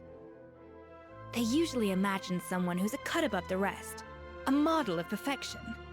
But what those poets don't know is that during a migration, the lead goose is always changing. Once the lead goose shows signs of fatigue, it retreats to the back of the flock and allows another goose to take its place.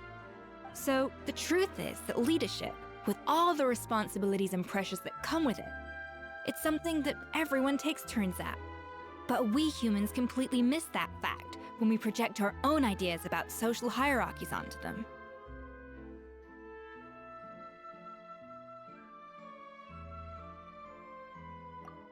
I guess what I'm saying is, I don't buy into this notion that there's some sort of gulf between normal and genius.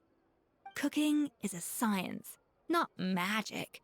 Given the same ingredients, same recipe, and same environment, I see no reason why two different people shouldn't be able to create the exact same dish.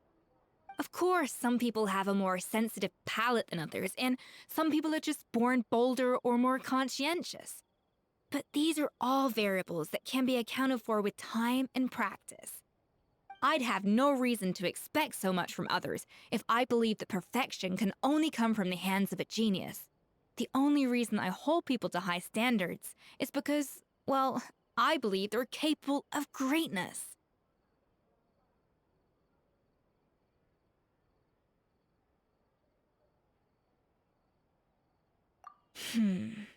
Okay, I've made up my mind. I'm gonna get to the bottom of why Savannah failed. And come tomorrow, I'll give her the scolding of her life, pointing out all the mistakes she's made along the way. Then she'll finally see the error of her ways.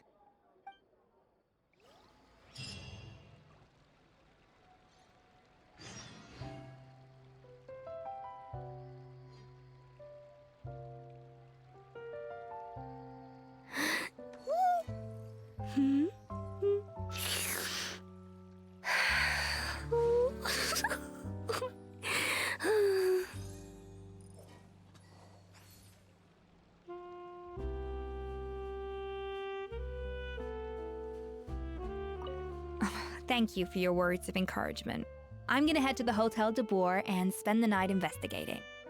I guess I'll see you tomorrow. Genius? Calling someone a genius is just another way of saying I'm too lazy to figure out how I need to improve. It's a defeatist attitude and I won't stand for it.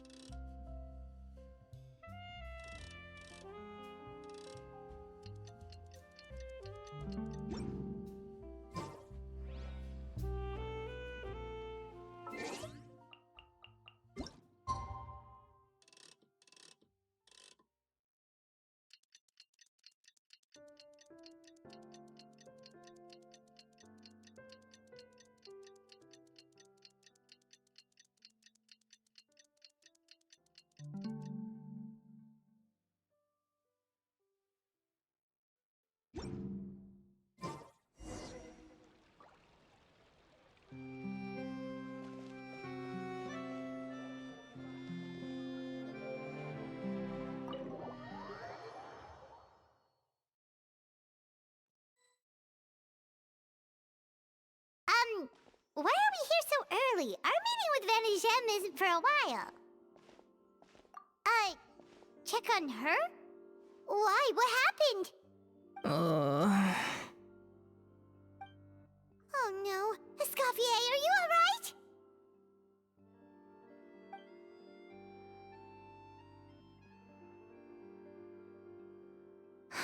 I'm fine.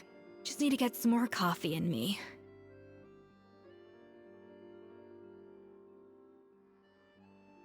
Huh?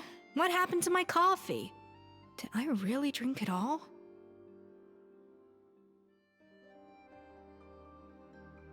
Alright. Thanks. I appreciate it. Well, there's cooking facilities here. Or we could just grab a cup of coffee from Cafe Lutece, but either way, hurry!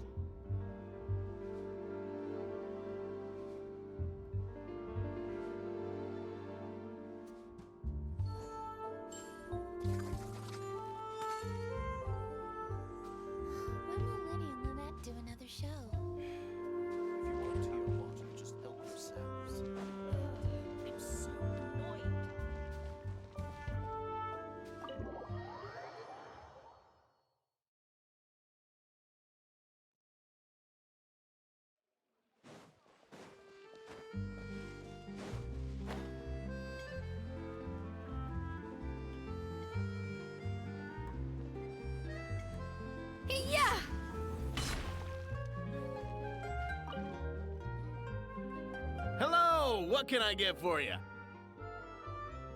Sure thing. We're here to go. Huh? Oh, I see. First cup of the season. Yeah, I get it. Young people these days do love their little surprises.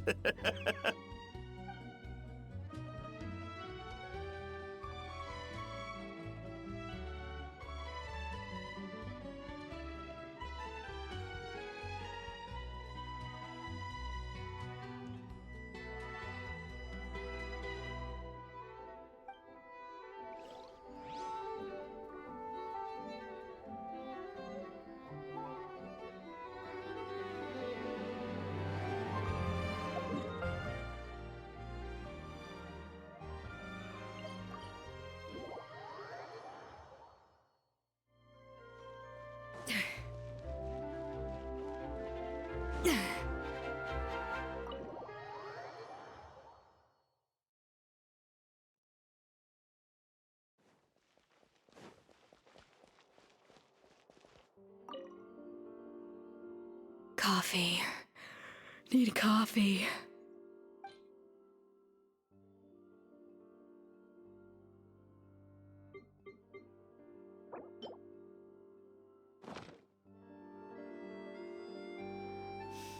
Oh, I smell coffee. I feel much better now. Thank you so much, Traveler and Paimon. Glad to hear it, but make sure to catch up on your sleep when you get the chance.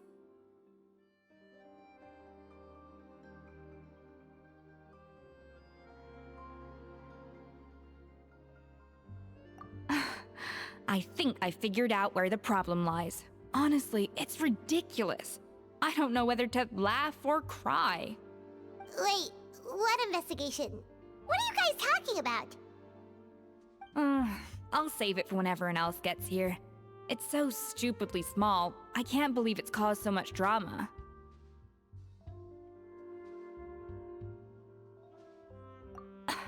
Yes, except my failures were stepping stones to success. Эскофье! Have you seen Savannah? Huh? No, not since yesterday. Why? What's wrong? After seeing her home yesterday, we were all a little concerned about how she was doing. So, I dropped by her place early this morning to check on her. Only to find an empty house with the doors wide open. I left Alphonse and the others to keep watch at her home, while I checked the Hôtel de Bord. I'm worried something bad might have happened. If she's not here, then where could she be? Boss, Escoffier, bad news. Alphonse? You're supposed to be keeping watch at Savannah's house. We were, but then, just after you left, we found this stuff in her house. Oh, looks like a map with a bunch of random places circled. What does it mean? Wait a second. This feels familiar. I'm sure these places are all connected somehow. Of course, from the Codex. They're all places that Modeste explored on his adventures.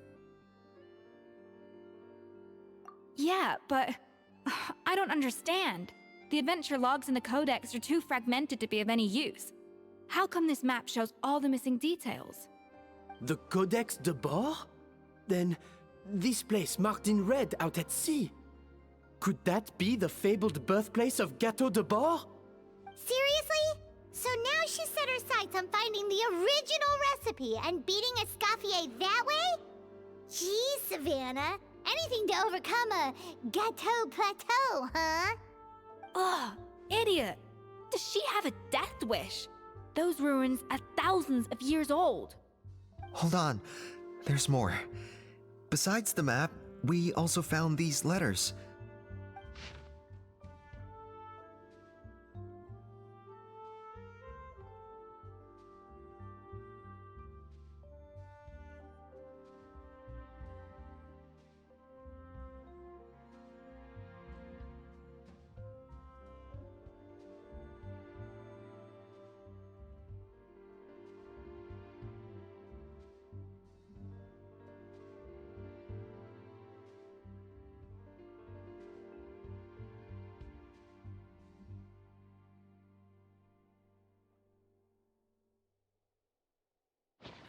It was you.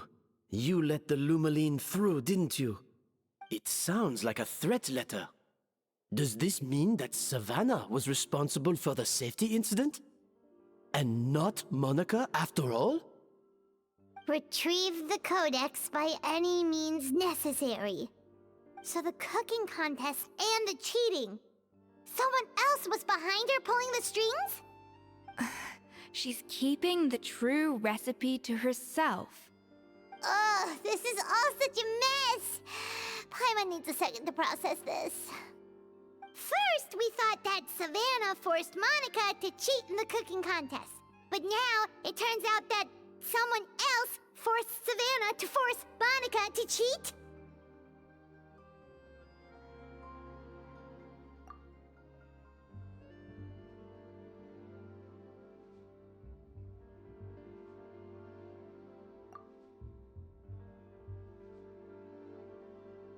You're finally here.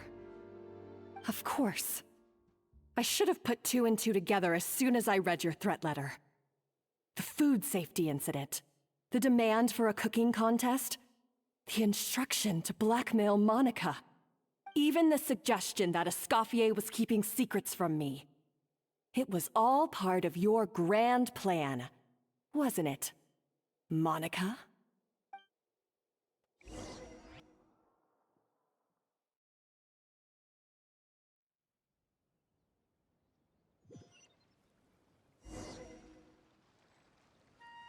We should be getting close to the spot marked on the map. Of all the stupid things she's done, this really takes the cake. The moment we find her, I'm gonna curse the living daylights out of her.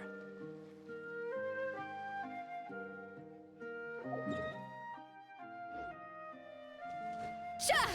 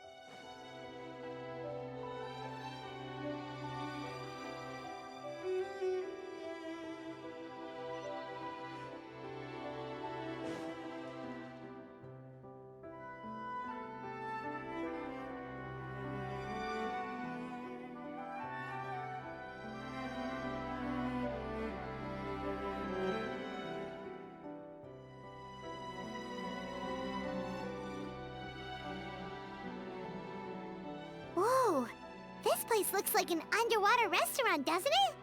Suddenly, the idea of an adventure chef finding secret ingredients makes a whole lot more sense. I think Modest's codex mentioned this place. A public bath from the time of Remoria. So yeah, definitely the kind of place that would have served food and drinks. Huh? Some blubber beasts have come to join the party? How did they get here?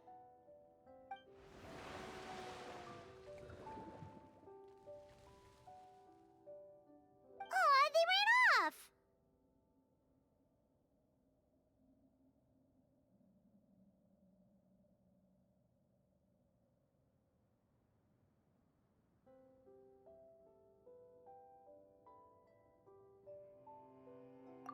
That could be easier said than done. Something's blocking the entrance. Well, did Modeste mention it in his adventure logs by any chance? They must have gotten through somehow. Good point. Yes, that's right. It's coming back to me now. We prepared a banquet for our shy little guests. and as the food flowed away on the current, they broke into a joyous chorus, and the path opened to us. We have to feed the blubber beasts? With what? There's nothing here besides rocks, romaritime flowers, and lumitoile. See, this is why you should always bring snacks. You never know when you're gonna need them. Now we have to head all the way back to shore and grab some. There is no time for that. Romaritime flowers and lumitoile will have to do. They may not look appetizing to us, but who knows? They could be blubber beast delicacies. Wait, we're seriously gonna try this?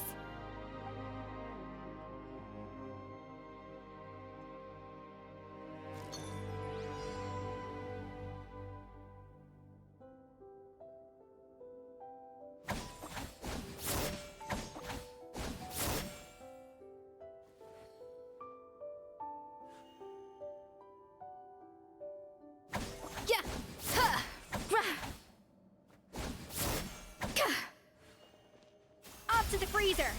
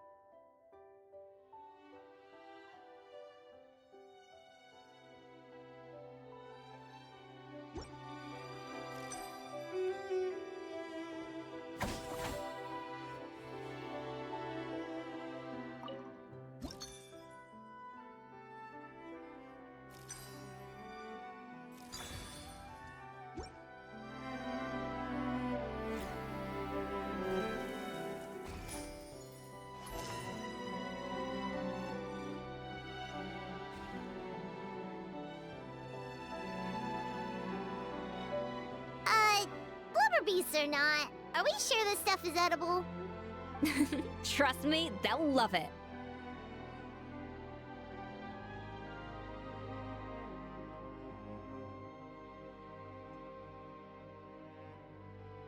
Oh, good question.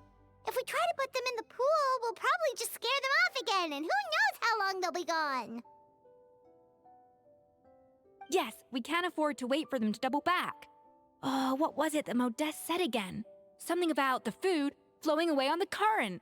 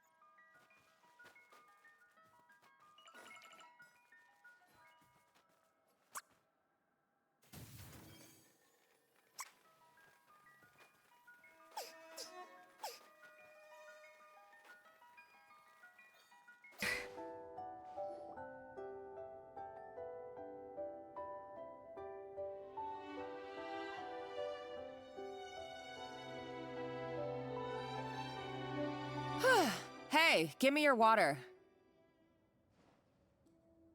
Here. I said your water, the one you just drank out of? Sure.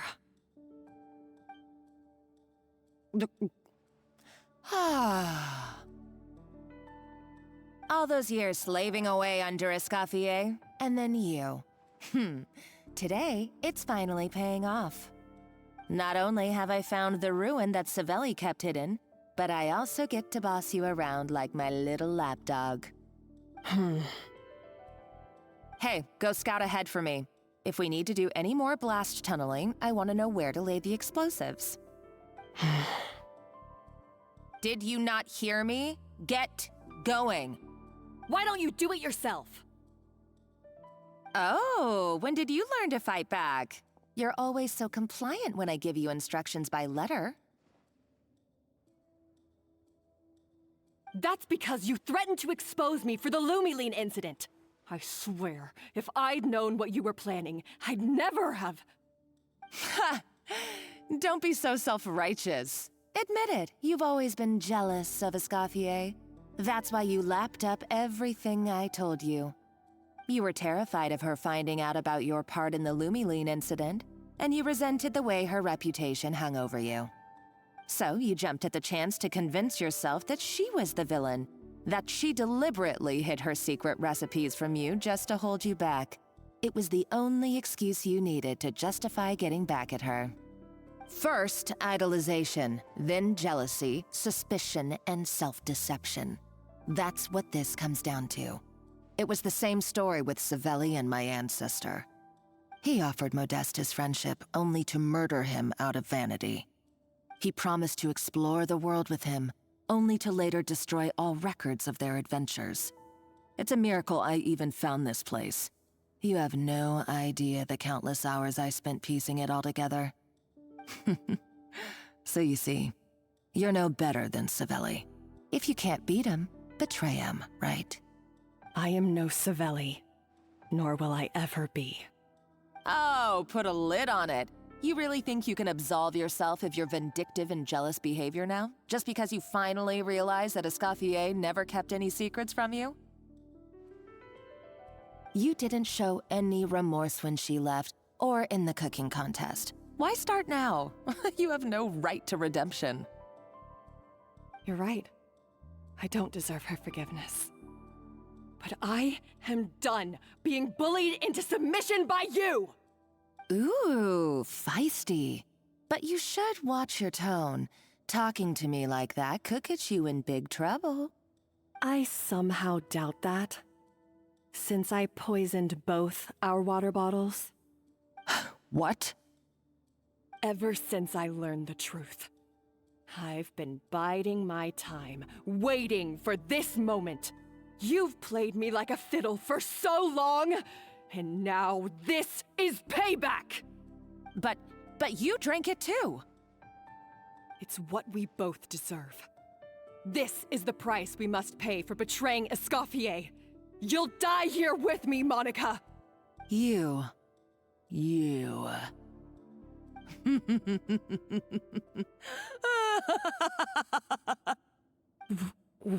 What's so funny? Oh, you're too much. I thought I'd play along for a bit just to amuse myself. You gave a very rousing performance. I saw your dumb plan a mile off. There's no poison in these bottles, just clean, fresh water. No. Revenge is a dish best served cold, you know. Did you really think your half-baked plot would fool me?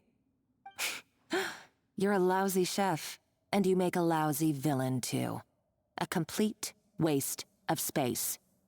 No wonder you never amounted to anything. Everything I ever did was a failure. And now, I failed again, for the last time. Hey, why don't you try your hand at being a comedian in your next life? You got a good laugh out of me.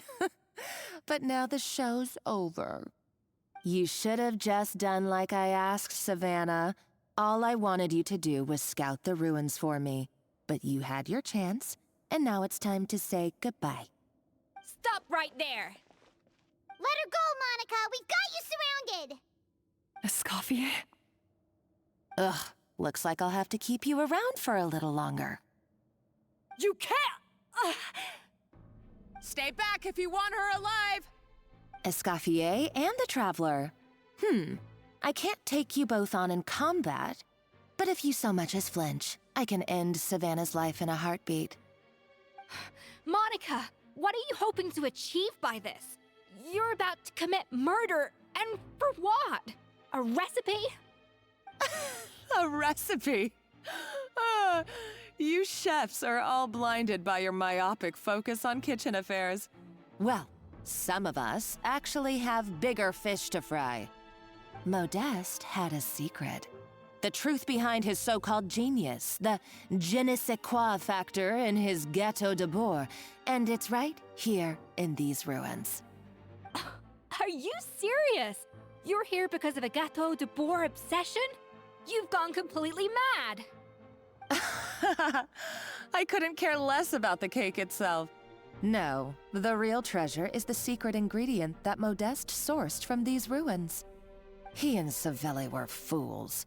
A priceless treasure of Remoria in the palms of their hands, and they thought, ooh, this would go great in our cake mix.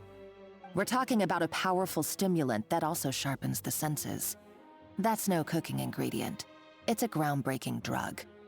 That's right, I've done my research. It was a drug that Remoria developed for their war machine. I could make a killing by selling it to the treasure hoarders or the Fatui. Will you listen to yourself? You're completely delusional. My eyes are wide open. Just wait till I get my hands on this treasure. You'll see what a fool you've been.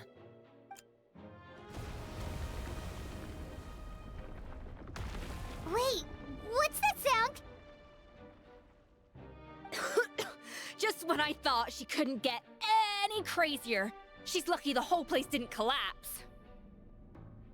Uh-oh, Savannah's gone too!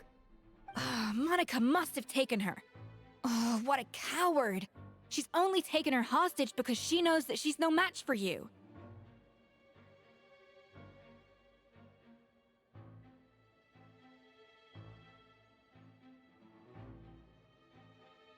That's true. Even if she finds the treasure, she'll need Savannah alive if she wants to get out of here in one piece. Oh, well, our path's been blocked, so let's look for another route.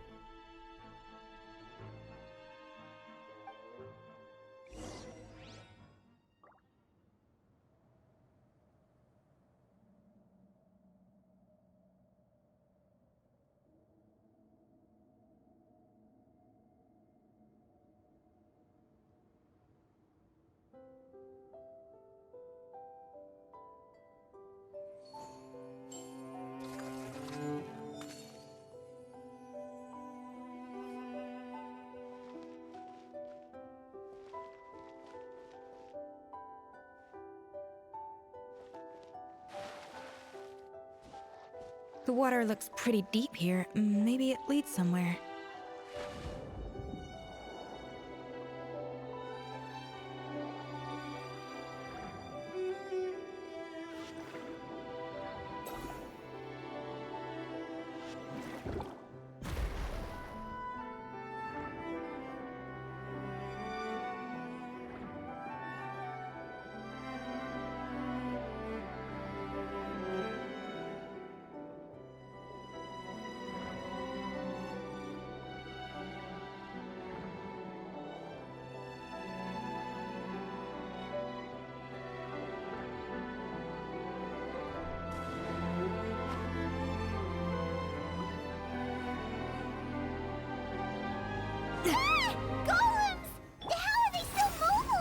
They were probably awakened by the explosion just now. Alright, Knife Skills 101. Time for some rough chopping.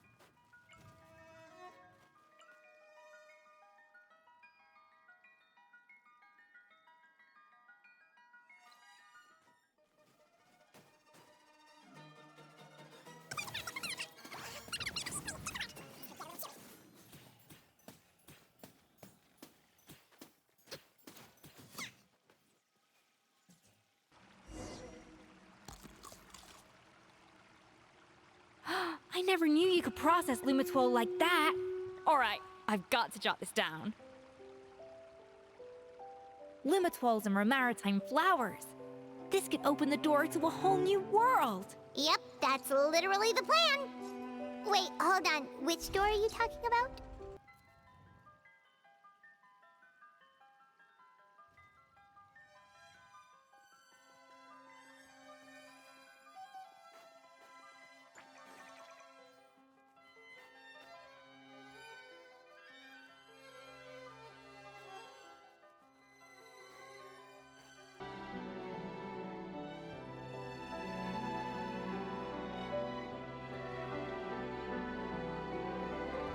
That's strange. These don't look Romorian to me. More like last century Fontaine.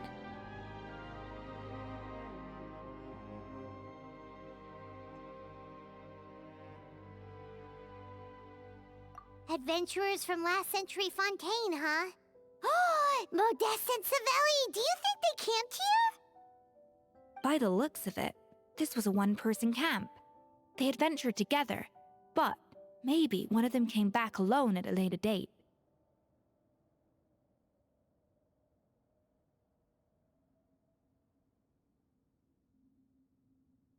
Huh, you really think so? Trust our adventurers' instincts. We're pros at this stuff, just like you're a pro in the kitchen.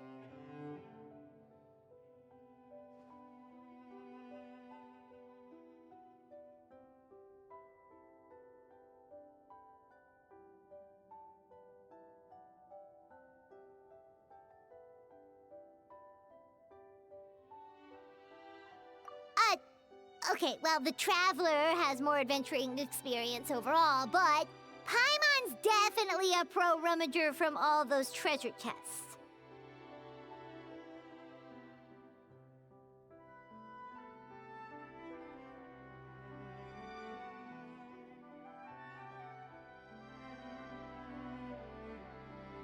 Darn it! Paimon was just about to show off her rummaging skills!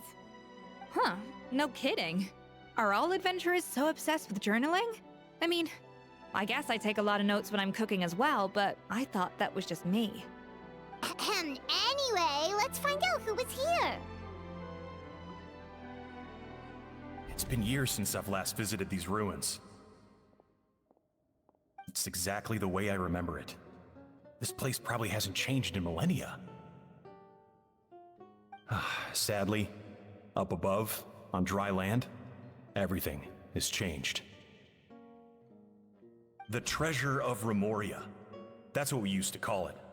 Modeste was right about its potential. It turned Gâteau de Bourg into a national sensation. Our limited stock of the substance meant that the gâteau could only be produced on a small scale. But this only drove up the popularity all the more. Modeste was right about that too. He predicted all of it. He was praised as a genius, while I, as the one person who'd ever disagreed with him, was labeled a talentless fool. Modeste tried his best to console me, but I knew better than anyone just how great the gulf was between us. Our conversations grew scarce, and we saw less and less of each other. I didn't fight it. He had new friends and a career of his own. Why invite further disdain by inserting myself where I did not belong? I told myself that maybe one day, when I finally created a masterpiece of my own, I'd be able to face him without shame. Or maybe one day, when I've put these feelings of self-loathing behind me, I'd be able to ask him with a smile on my face, how about we go on one more adventure, for old time's sake? Unfortunately, that day will never come. So it was Savelli.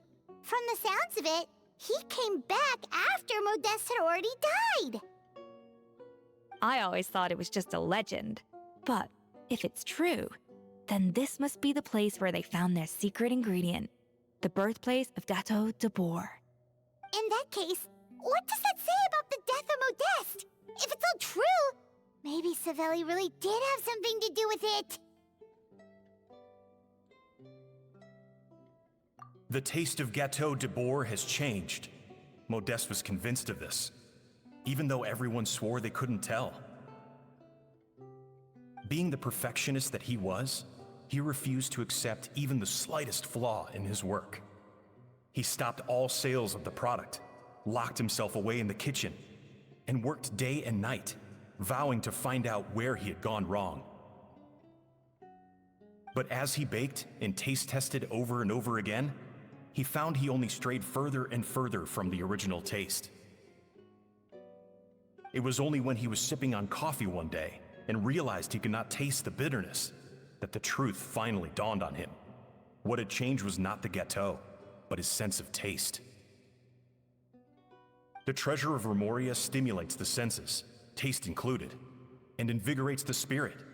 In the short term, it offers people the ultimate gourmet experience, but in the long term, it dulls their senses entirely. In hindsight, it made perfect sense.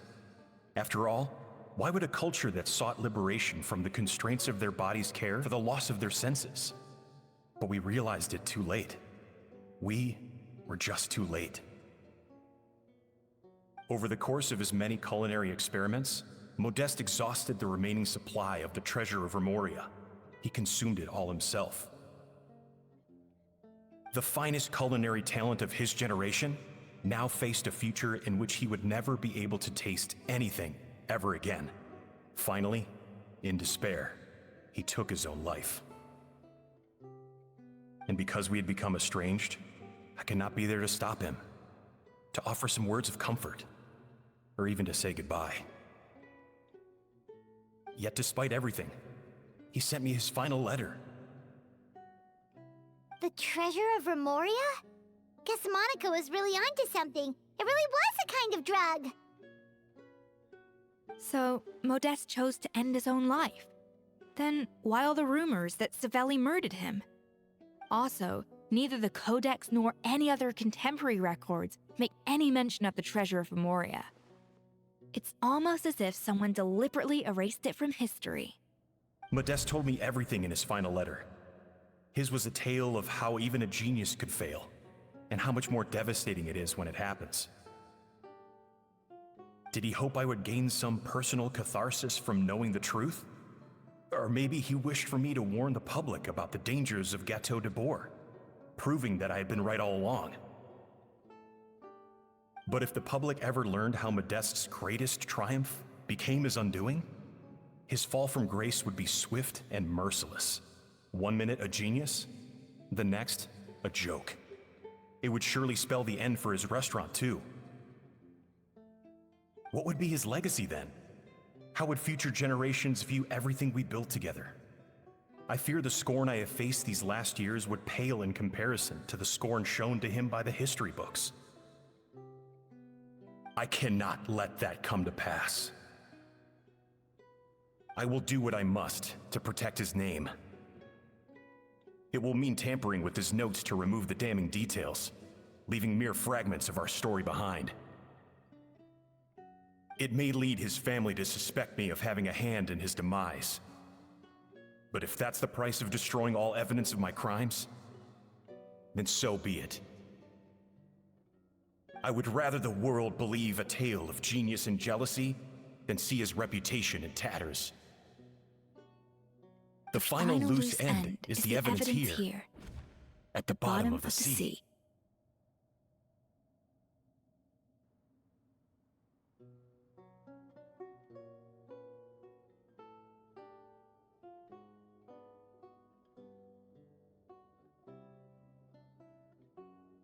Huh? What's wrong? Didn't we say Savannah should be safe for now? So we thought, but if Monica finds out what happened to the treasure, there's no telling what she might do.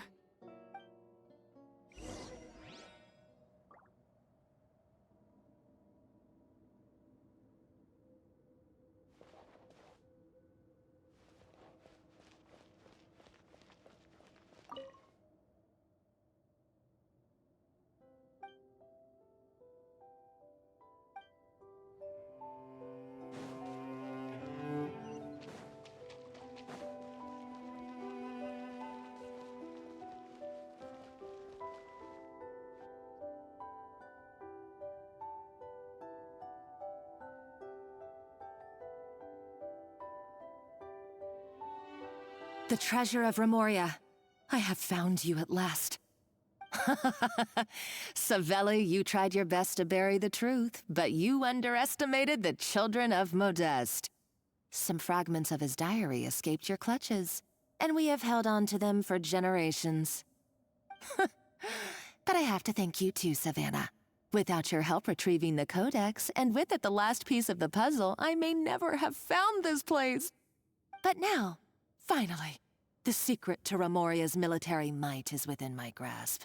The treasure of Remoria is mine! Oh. It's empty. It's empty? Monica? Oh, we were seconds too late. Eskofye? What's the deal with that jar? Savelli's final act! He wanted to conceal the secret of the treasure forevermore and make sure it would never harm anyone again. So he came here after his friend's death and destroyed every last shred that remained. This can't be happening. All the years I spent piecing together the truth. All my painstaking planning. All that for an empty jar? Monica, don't do anything stupid. This ruin is more dangerous than you realize. Oh, shut your pie hole! Praise be to Lord Remus. You barbarian shall be slain.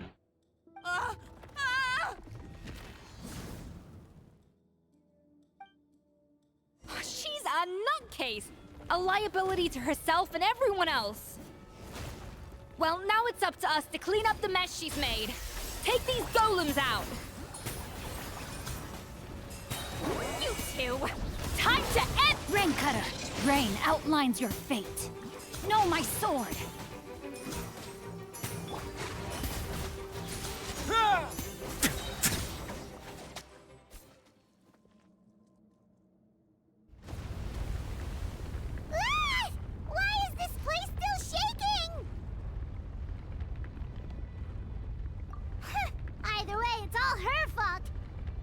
Chit-chat. Let's get out of here, Traveler Eskofье, come on! Okay, I'm coming. Oh, no you don't. If I can't get what I want, neither will any of you. I've got nothing to show for my life's work so far. But if I can take another so-called genius down with me in my final moment, then it was all worth it. You're a psycho!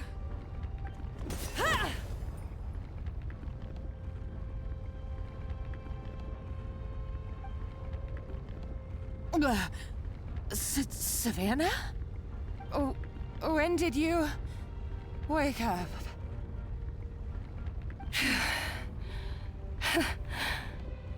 I may be a lousy chef, but it looks like I'm not a complete waste of space. Traveler? Okay, let's go!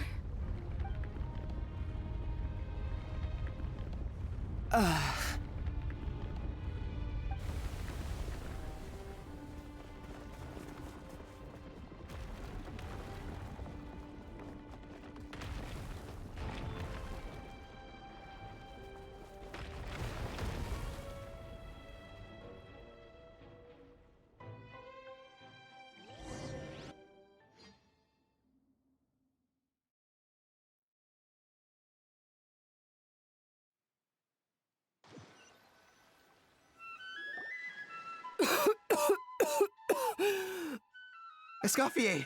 Savannah! Traveler! And Paimon! Venejem! What are you all doing here? What did you expect us to do? Stay at the restaurant and sit on our merry derrieres? While the Traveler and Eskofье were out here risking their lives? We had to do something, even though that something ended up being, well, waiting for you here instead. I don't deserve any of you. And I certainly don't deserve to be your head chef. It was my fault Eskofье had to leave. Then I couldn't live up to her standards. I acted like a tyrant in the kitchen. And now I almost got myself killed. Come back, Eskofье. Come and be our head chef again. I'll never be able to replace you. Okay, so everything I said to you the day I left, it just went in one ear and out the other? Huh? Sorry, I was kinda in my own head at the time. All I could think about was the Lumiline situation. What was it you said again? Forget it. It doesn't matter. Anyway, I didn't leave this job because of you. And you're not nearly as awful a chef as you think. If you were that bad, why would all your staff show up here for you? Eskofьe's right. Sure, you nitpick our work and get us to do things over a lot. But when it comes down to it, you're the one who's always doing whatever it takes to make sure the customers get served on time, every time. Things were pretty rough after Eskofье left, and Savannah's the only reason we've been able to make it through. Our customers know that Éskoffier doesn't work for us anymore. But the fact is, they keep coming back. If that's not an endorsement of your work, I don't know what is. At the end of the day, we're all human, and we all make mistakes. All we can do is recognize where we get it wrong and do our best to improve. That's all that's humanly possible. No, I get what you're saying, but what I did to Fermont and to Eskofье, it's unforgivable. Well, about that, there's someone else here to see you, Chef. It's been a while, Chef Savannah. Fermont? I'm so sorry. I put far too much pressure on you, and the way I stubbornly refused to go and see you after you fell ill. There's no excuse. But I'm too late, aren't I? The damage is done. I heard that you can't even hold a kitchen knife anymore. Actually, I think I'm going to be just fine. Huh? We thought Firmin's problem was purely psychological in nature. But after the threat letter came to light, it got Firmin thinking. And then he remembered the tea that Monica used to give him every night. And as it turns out, she was lacing it with Lumiline the whole time. No way! Doesn't that cause nerve damage? It can. High doses pose a risk of serious nervous and sensory complications. But if you calculate the dosage carefully, you can control the extent of its effects. A small dose might simply make a person more emotional, whether that means more fragile or more hot-tempered. No wonder it seemed like you'd lost your edge. I asked my friends at the Fontaine Research Institute about it. They said that with the low dose I was taking, the risks are pretty small. They also fixed me up with some meds and said I should recover in no time. Well, that's what happens when you give someone a little bit of hope to cling on to. There's more. We believe that Firmin was likely not Monica's only victim. You mean she poisoned me too? Oh, so that's why Savannah's been so irritable this whole time. Let's not be too quick to blame everything on the Lumiline. That stuff can only amplify what's already there. So tasty food will seem like the most delicious thing in the world, while food you don't particularly care for will become utterly revolting. So you better make sure you reflect on your behavior and apologize to every single person you've wronged. I will. I'm sorry. There's still one question that's really bugging me. Why is it that no matter what I do, my gâteau de bourg never tastes the same as yours? Is it just... I mean, is it because you're a genius and I'm not? It's because the heating element in your oven is broken, you silly goose. What?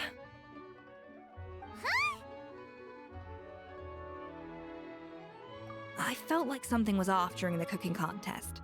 Once I got around to checking all the equipment, I noticed it right away. There was a half-degree discrepancy between the temperature setting and the actual temperature. All the ovens in the whole kitchen had the same problem, which confused me at the time, but by this point, it's pretty obvious that Monica must have tampered with them. I would have figured it out the day of the bake-off, since the issue affected both our teams. But of course, Monica sabotaged mine so that could never happen. No. I spent so long trying to find out where I was going wrong, and then you pinpoint the problem in just one night? It all comes back to one simple, undeniable truth. You're a genius, and I'm just plain old Savannah. Oh, cut it out! Stop the woe is me act for a second and just think. I came up with this recipe. You don't think that might have something to do with it? Do you know how long I spent perfecting my gâteau de bois? 3 years! 3 whole years! I know this dish inside out, back to front and upside down. And you've been head chef now for what, 6 months? If that? A couple hundred failed attempts, and you're gonna throw in the kitchen towel and declare you'll never be successful because you're not a genius. You clearly have no idea how many kitchen failures I've had under my belt, or just how long it took me to finally get my recipe to a level I was satisfied with. Genius or not, everyone makes mistakes. Modeste did, Savelli did, everyone does. You're only a lousy chef if you don't face up to your mistakes, learn from them, and then keep chipping away until you crack the problem once and for all. Surely you haven't forgotten all that. You were no lousy chef back when I handed you the reins. I haven't forgotten. And I'll make sure I never do. That's our head chef. Ha ha! Sounds like we won't need another changing of the guard in the Hotel de Bord kitchen anytime soon. Huzzah! Aw, what a perfect ending to a crazy journey. Look how happy everyone is. So you got your mojo back now? Yeah. Thanks to you, Eskofье. In fact, no. Thanks to all of you. Aw, friends again. So nice to see them finally settle their beef. Good. So now that's out of the way. It's time for payback. You cheated in our last bake-off, and I demand a rematch right now. Huh? But that was mostly Monica's fault, wasn't it? Right. And also, does it have to be right now? Savannah's only just got her mojo back, and you barely escaped from a death trap. No excuses. This is a cooking contest between 2 top chefs, and nothing will stand in its way. So grab your spatula and get ready, because this rematch is happening today, right now, this instant. Hey, so, this whole time you were salty about losing? The second cooking contest commences now! This time, no more games, and no holding back!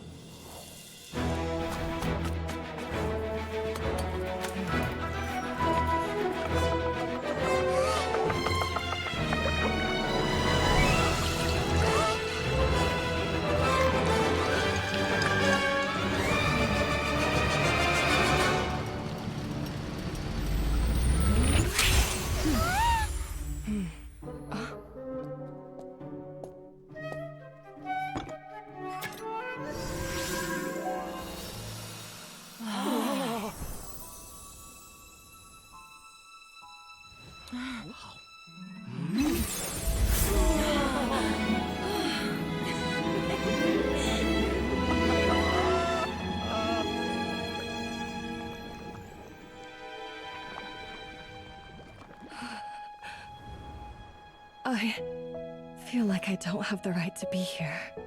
Hey, what are you so afraid of? You can't unbake it now. And if you don't serve it, then good or bad, you'll never find out how to improve. If you're too scared to fail, you'll never know what real success tastes like. So? Embrace your failure. Taste it. Digest it. That's the way to success. I don't know. Sounds like it's easier said than done. I'll do it.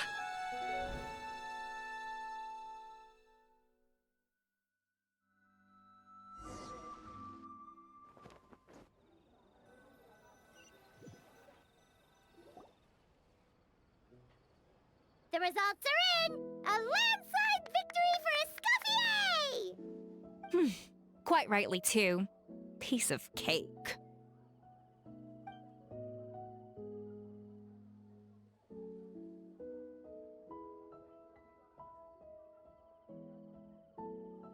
Oh yeah, look at that! Savannah looks pretty chipper too, considering she lost.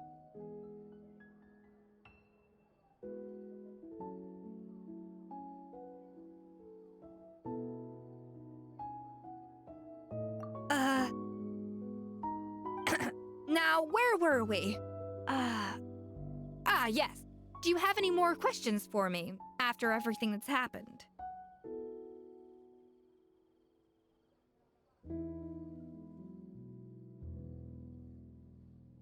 I thought Navia would have filled you in. And actually, I said all this to Savannah before I left.